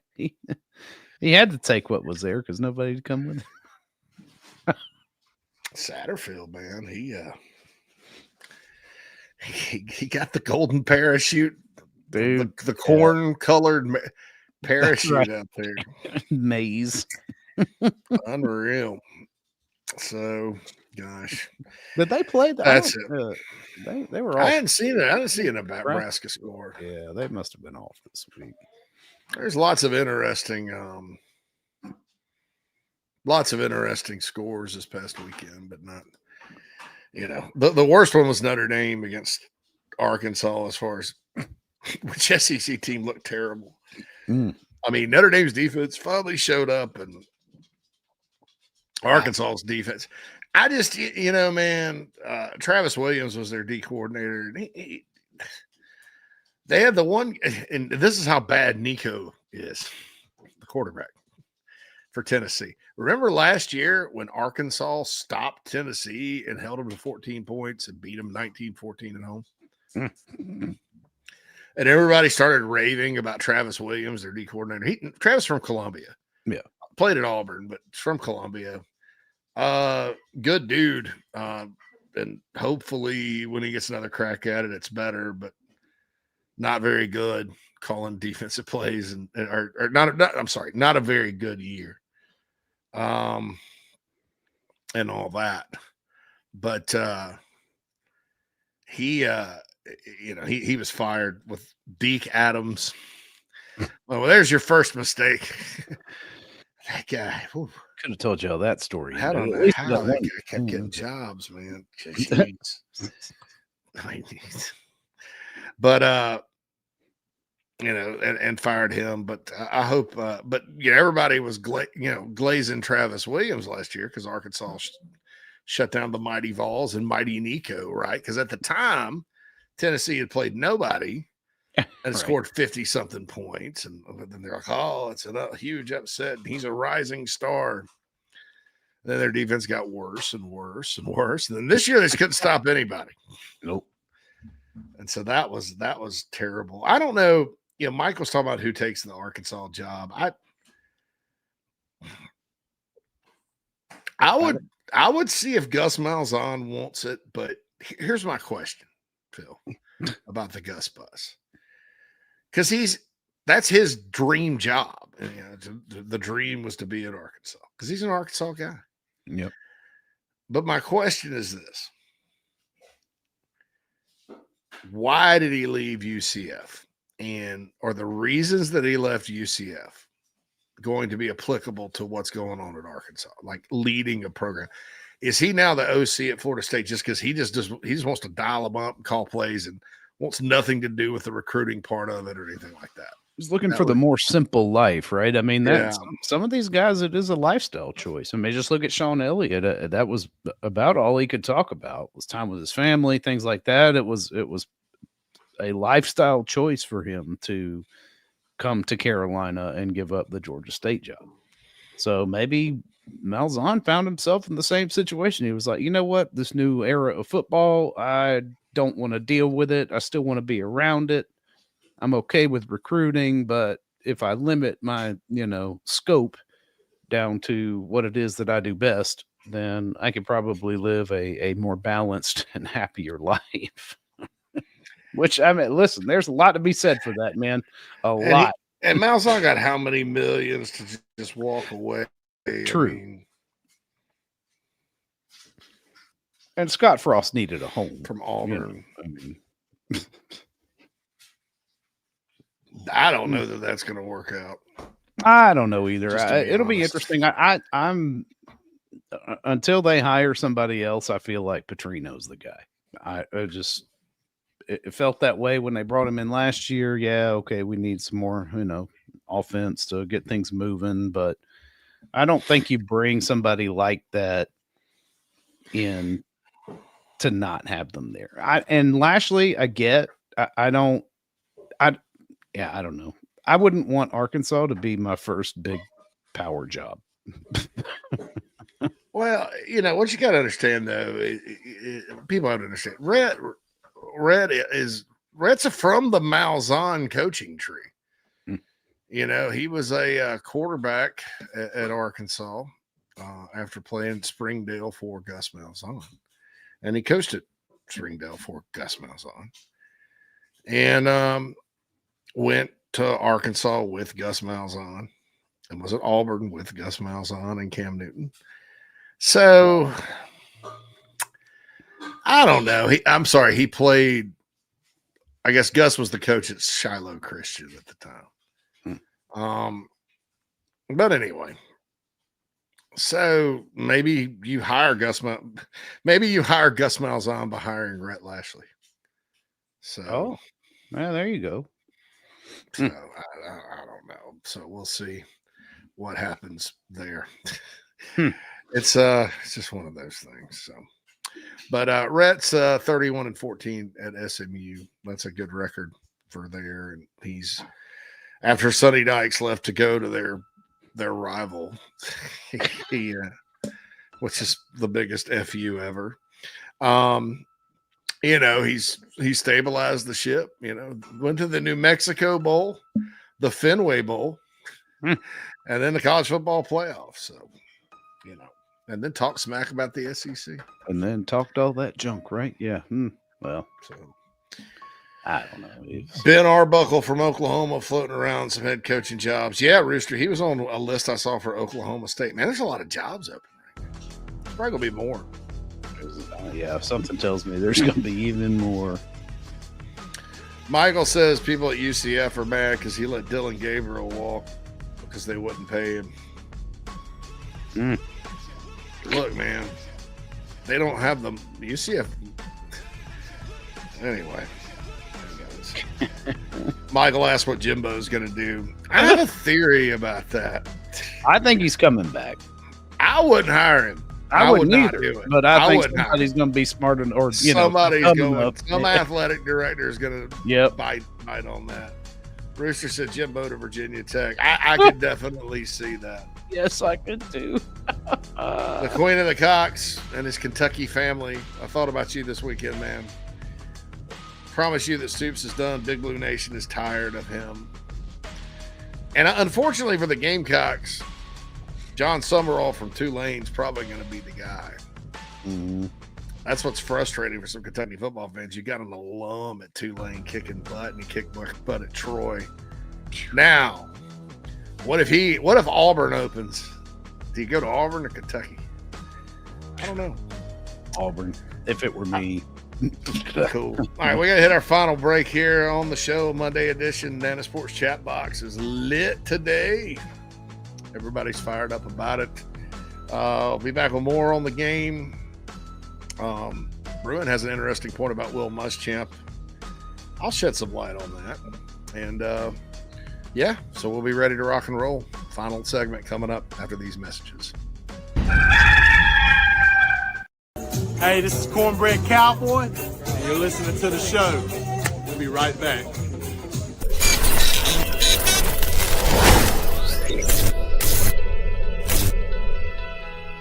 Palm Casual Patio Furniture are proud supporters of our Gamecocks. We have been making and supplying the highest quality outdoor furniture you can find for almost 5 decades. If you use your outdoor space to watch the Gamecocks, make it the best it can be. Visit palmcasual.com or visit one of our 4 locations in South Carolina. Go Gamecocks!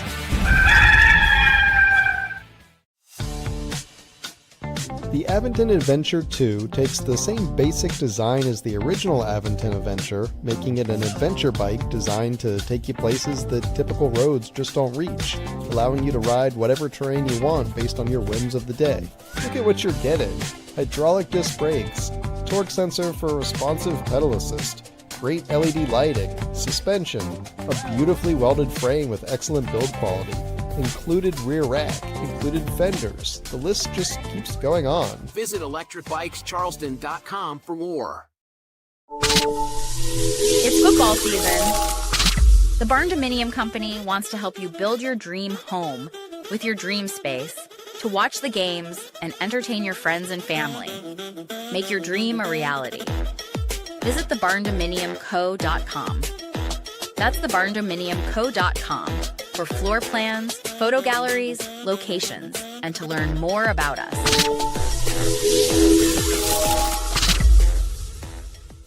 This is Larry Leitner, owner and founder of Midstate Roofing, and for nearly 30 years, we've continued to be the proven leader in the roofing and waterproofing industry. Midstate Roofing's proven history is your assurance that our professionals at Midstate Roofing will provide the proper advice, service, and results to the needs of your facility in a manner both safe and pleasing to your operation. From high-rise to hospitals, manufacturing to industrial, Midstate Roofing designs and installs bonded systems with a protective guarantee that will keep your operation dry and running long into the future. 24 hours a day, 7 days a week. And this is Blake Leitner, reminding you to protect that roof with a maintenance contract. Call me today at 803-356-1919 or online at midstateroofing.com. That's midstateroofing.com. You'll speak to an on-call technician after hours or a Midstate Roofing staff member during hours at 803-356-1919 or online at midstateroofing.com. And as always, tell them Midstate Twins. If you have a leak, let Midstate Roofing take a peek.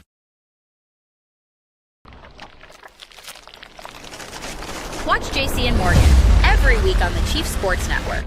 Now, the show goes on.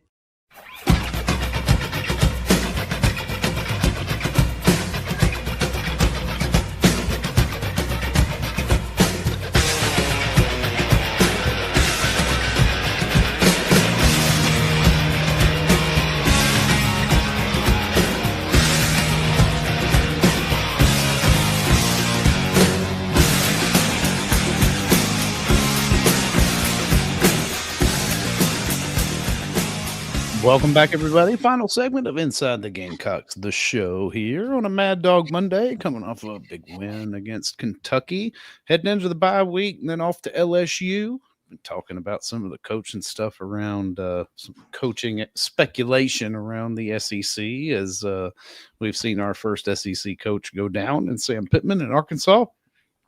That is the first SEC coach. Yeah, everybody else was the two ACC coaches, and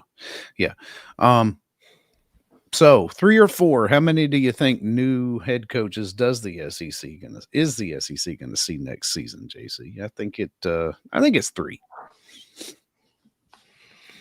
I don't know.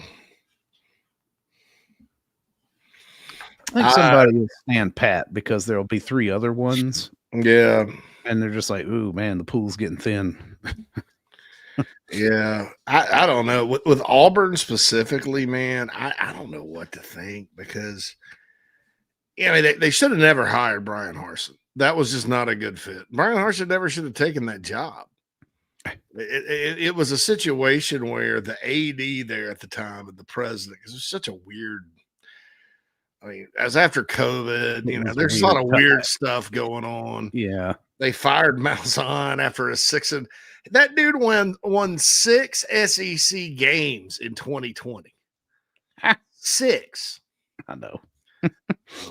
Bro. Or maybe was it 5? I don't care. That year, if you went 5-5, that was awesome. Yeah, you did well. He could have been fired in any of the other years. The guy beat Alabama a bunch. And then they hired Brian Harsin. You want to talk about bad offense. After they got rid of Bobo and they weren't, after they got rid of Bobo and Bobo wasn't even running his system there, they were really bad. And so, and then the recruiting was not all that good during that period down there either. And it just was never a fit. So then they go hire the guy that makes sense, Hugh Freeze, i.e. the Bruce Pearl of football.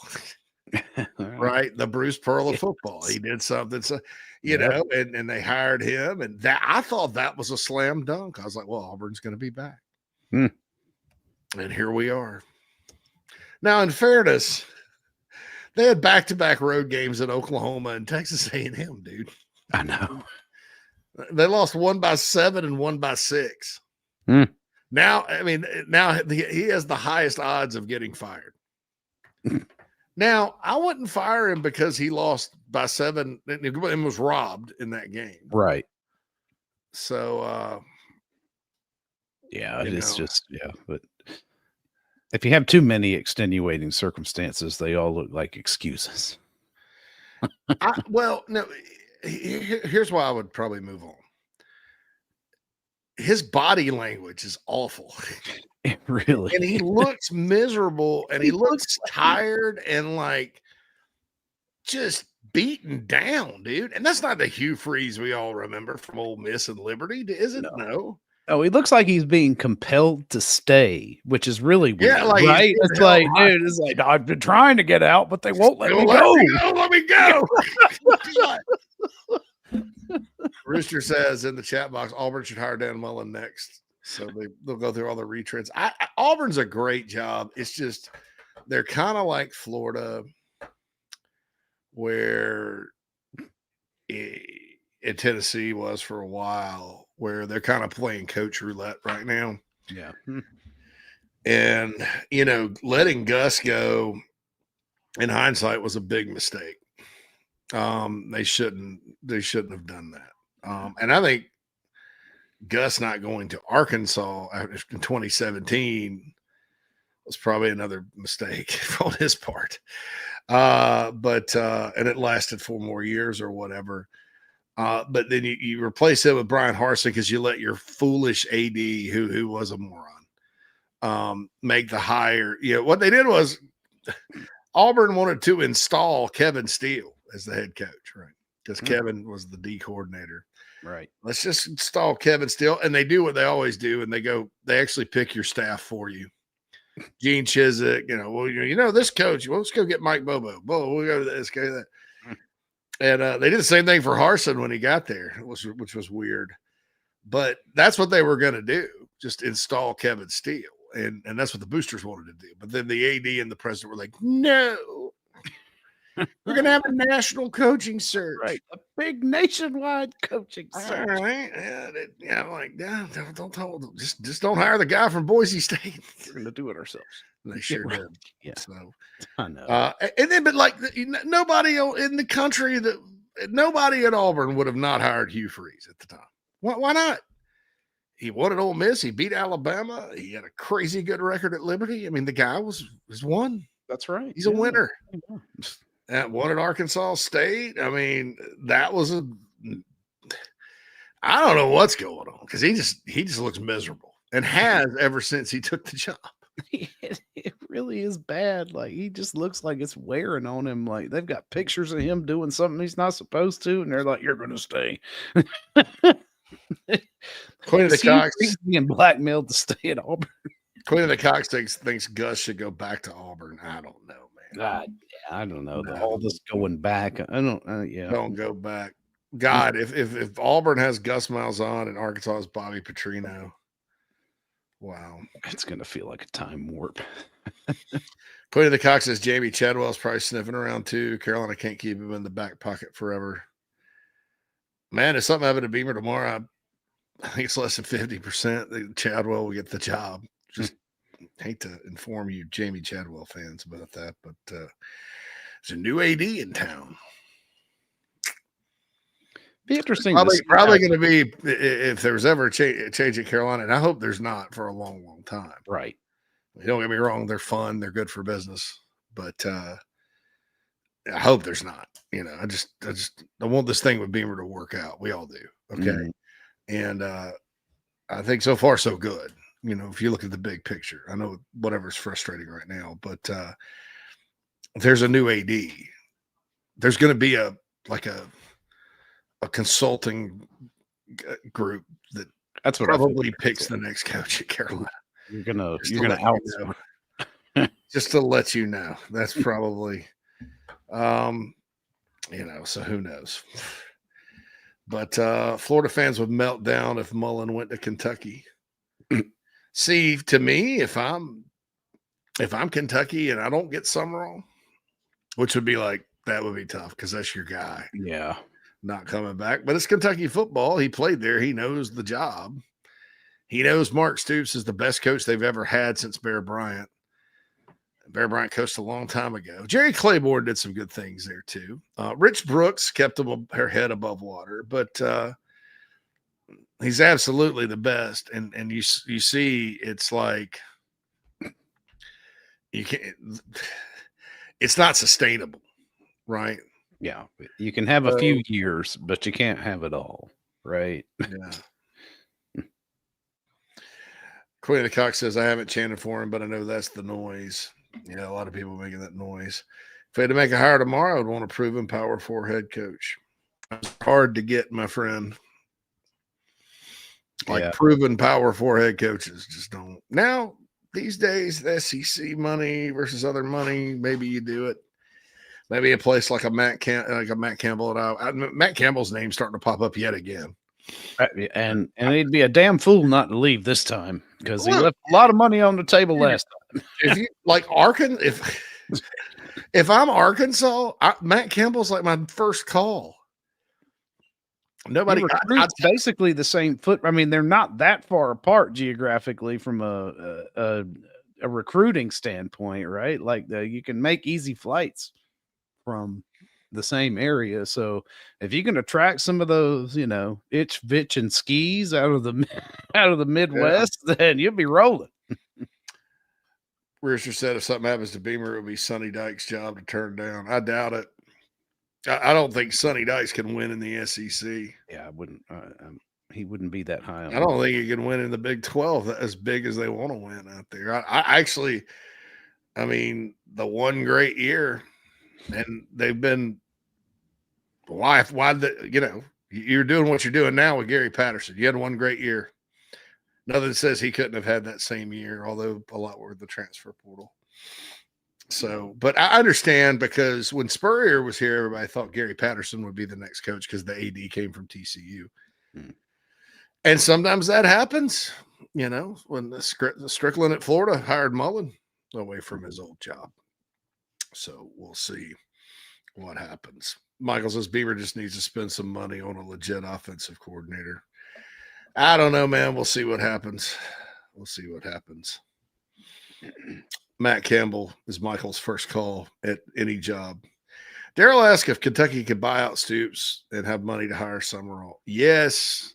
Well, Kentucky did something interesting. They moved their athletic department into a private LLC. Yep. And I don't know how that's affected them. So it'll be interesting to see. Michael goes, Jackson Arnold is who we thought he was. Man, they were not. No. Boy, they really struggled, dude. 0 for 12. I mean, that's impressive. It's bad. It's impressively bad. That is impressive. 0 for 12. Ooh. So, yeah, I don't know. That's that's some situations there. But I mean, you're gonna have some big time programs open up. I don't know. Is Napier kind of flying under the radar, or are they how long is Florida gonna put up with that? Just interesting to see. I don't know. What's Florida? Who's Florida got next? Texas? See, I think the AD there is. I think he's hedging his bets, betting on another turnaround, right? Because I don't think he wants to fire Napier because it makes him look bad, and he may end up going out the door with him. Yeah, right. They may run them both out because that's a lot of. So he did not hire McElwain. That was Jeremy Foley's last hire, but he did hire. He hired Mullen after striking out on Chip Kelly and Scott Frost. And do you know Mullen would have probably been the next coach at Tennessee? Wow. Instead of Jeremy Pruitt, like he was going to Tennessee probably. Boy, that would have been different, wouldn't it? That really would have been different. He'd have been good at Tennessee. I think he'd have still been at Tennessee. Only everything we'd have seen Josh Heupel. So he hired Mullen, and then they got rid of him. And then he hired Napier and spent a bunch of money. And that's not going anywhere. He ran Mike White out of town, but hired Todd Golden, so that's good. They won a national championship. So I don't know. I don't know. They just can't seem to get the football hire right. But what I think's happening, Phil, is okay. So you look at it. Yes, Florida has struggled this year. I don't think anyone would say that Florida is not capable, though. I don't think anyone would say that, especially in the swamp, if their defense plays well and Arch Manning is kind of like he's been against good competition. I wouldn't be surprised if they won that game. Would you? No, I think the number of question marks that surround Texas right now is more than I think they want down there in Austin. And quite frankly, we're kind of underperforming relative to preseason expectations. And sure enough, here we are. Like Arch Manning looks like he's holding the job right now, solely based on his last name, because his play is not living up to any of that hype. Which is crazy. Yeah. I mean, he's played well against the little teams, and but then there's been some games against other teams that he hasn't done well. But you're getting back into SEC play this Saturday at 2:30 at the Swamp. I like Texas's defense quite a bit, but man, it's going to be interesting. Yeah, I mean, it says a lot that this line is under a touchdown for Texas. Yes, being fake, right? I mean, so it's like Florida has got talent, and they're just not getting it put together. And who knows? I mean, last year there were plenty of questions surrounding Florida early. Napier was able to kind of pull it together and get that team to coalesce there at the end, and it could be a very similar situation to that this year.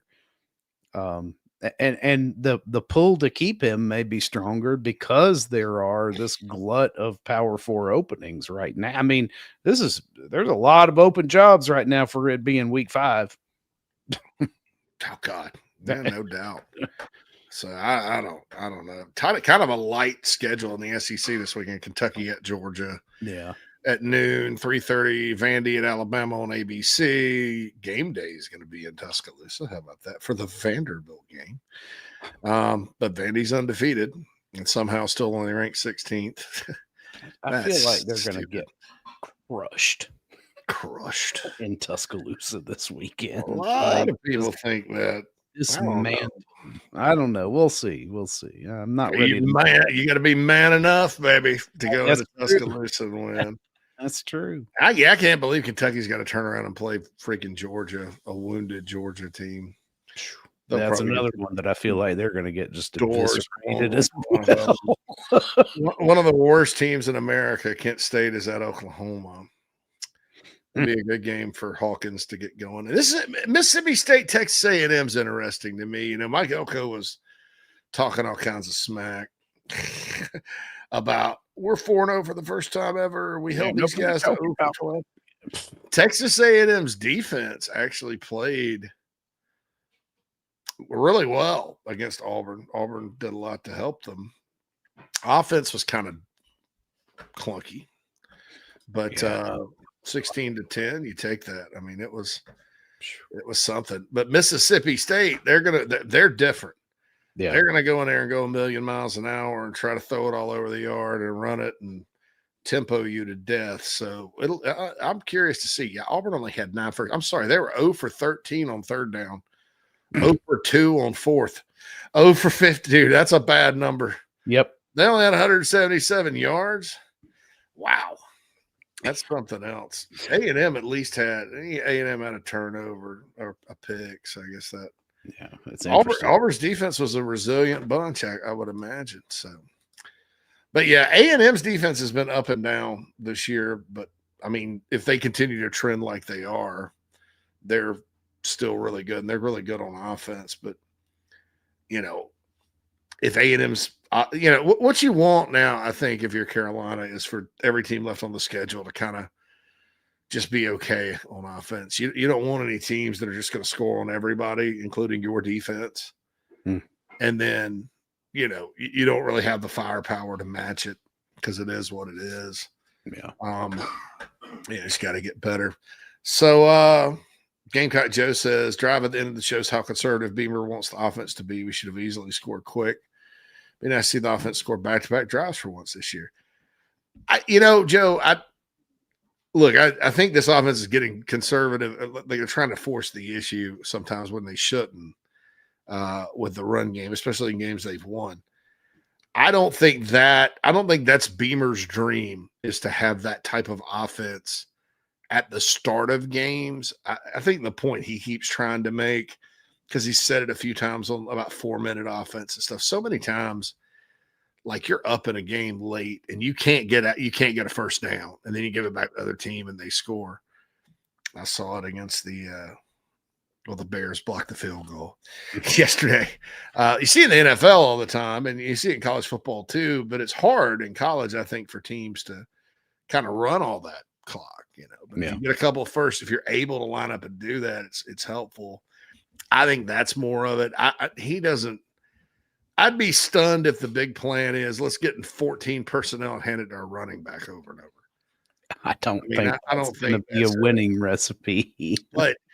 But Joe, I mean, I agree. There's something, I don't even want to say conservative about the offense. There's something still restrictive about this offense, right? It's too much in the middle of the field and in too tight a space. And I just never think that's good.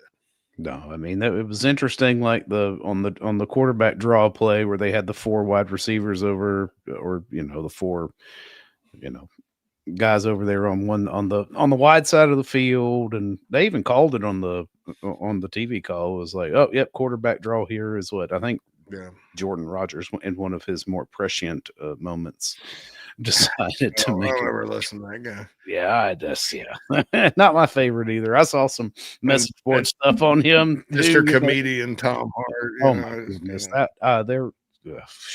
couple of those were awful too. It was like, both of them were worse this week than they were 2 weeks ago with Vanderbilt.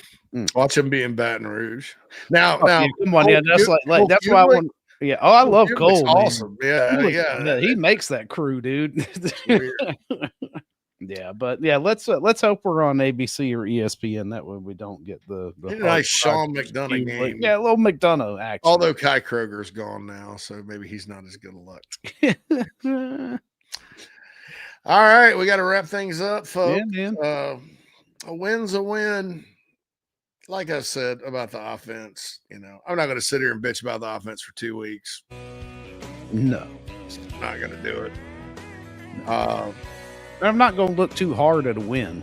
Yeah, you did score 3 touchdowns. You moved the ball. You had that huge 9-minute, drive to stifle them in the fourth quarter. And it's easy to hate everything, like the 9-minute drive. And like I said, I understand why they're proud of it. For fans and for just sending a statement, like that sends a statement to the other team and to your team. 49-13 or so would have sent a statement across the country, because this is not one of the better Kentucky teams they've had. No, it's much closer to some of Joker Phillips' teams than the teams most teams have had. Although I do believe if they're in the ACC, they would win 8 games. Oh yeah, I'm just being straight with you. Oh, dude, yeah, right. How about Duke destroying Syracuse, too, man? Wow. I saw the scores rolling at the bottom. I'm like, oh, okay. I was like, Fran Brown's going to have them running a bunch. No. A bunch. So. No, Fran Brown's going to be sleeping in the car because his wife can't stand the smell of him for the next 2 weeks. It's going to be awful. Somebody said Lane Kiffin is will he ever leave Ole Miss? I don't think so, dude. I think he's happy there. I think there's probably a few jobs that he'd probably get into, but when you find a comfortable place in life and your kids are happy and back with your wife, everything's good, you're very hesitant to change because you don't want to do anything inadvertently to throw your life back into chaos. I mean, what's he these people are human beings, right? We forget about that. With football players and coaches, they're human beings. He did all of his chasing early, right? What's he chasing now? Right now, he's just he can build a program down there at Ole Miss. He uses the portal quite effectively. Obviously, they've got great talent evaluation, or Chambliss wouldn't be there. And got a shot. He's good. They did a good job. By the way, somebody asked about my logo on my visor. They could pick Lockport Township High School. It's my stepson's team. The Lockport Porters, they won. Nice. They beat Naperville North this past weekend. How's Moose's ankle? He got to play a little better. Good. So hopefully he can play more and more. Naperville set for homecoming this weekend, right? Oh. good. All right, for the Mad Dog Film Almanac, this is JC Sherbert. Hope you enjoyed this episode. Victory Monday on Inside the Gamecocks, the show. We'll be back. It'll be terrible tomorrow. Terrible Tuesday, as always. And we'll go on the week. No show Friday, by the way. Woo-hoo. No show, no coffee. I've already announced it and declared it. No show, no coffee. Haven't talked to JB about the morning show, so that may still be a thing. I doubt it. But I've got a lot of stuff to do. That during the season, I can't get to it. And I got to do it during the week. So that's what I got to do Friday. All right. You folks have a good day. Catch you tomorrow.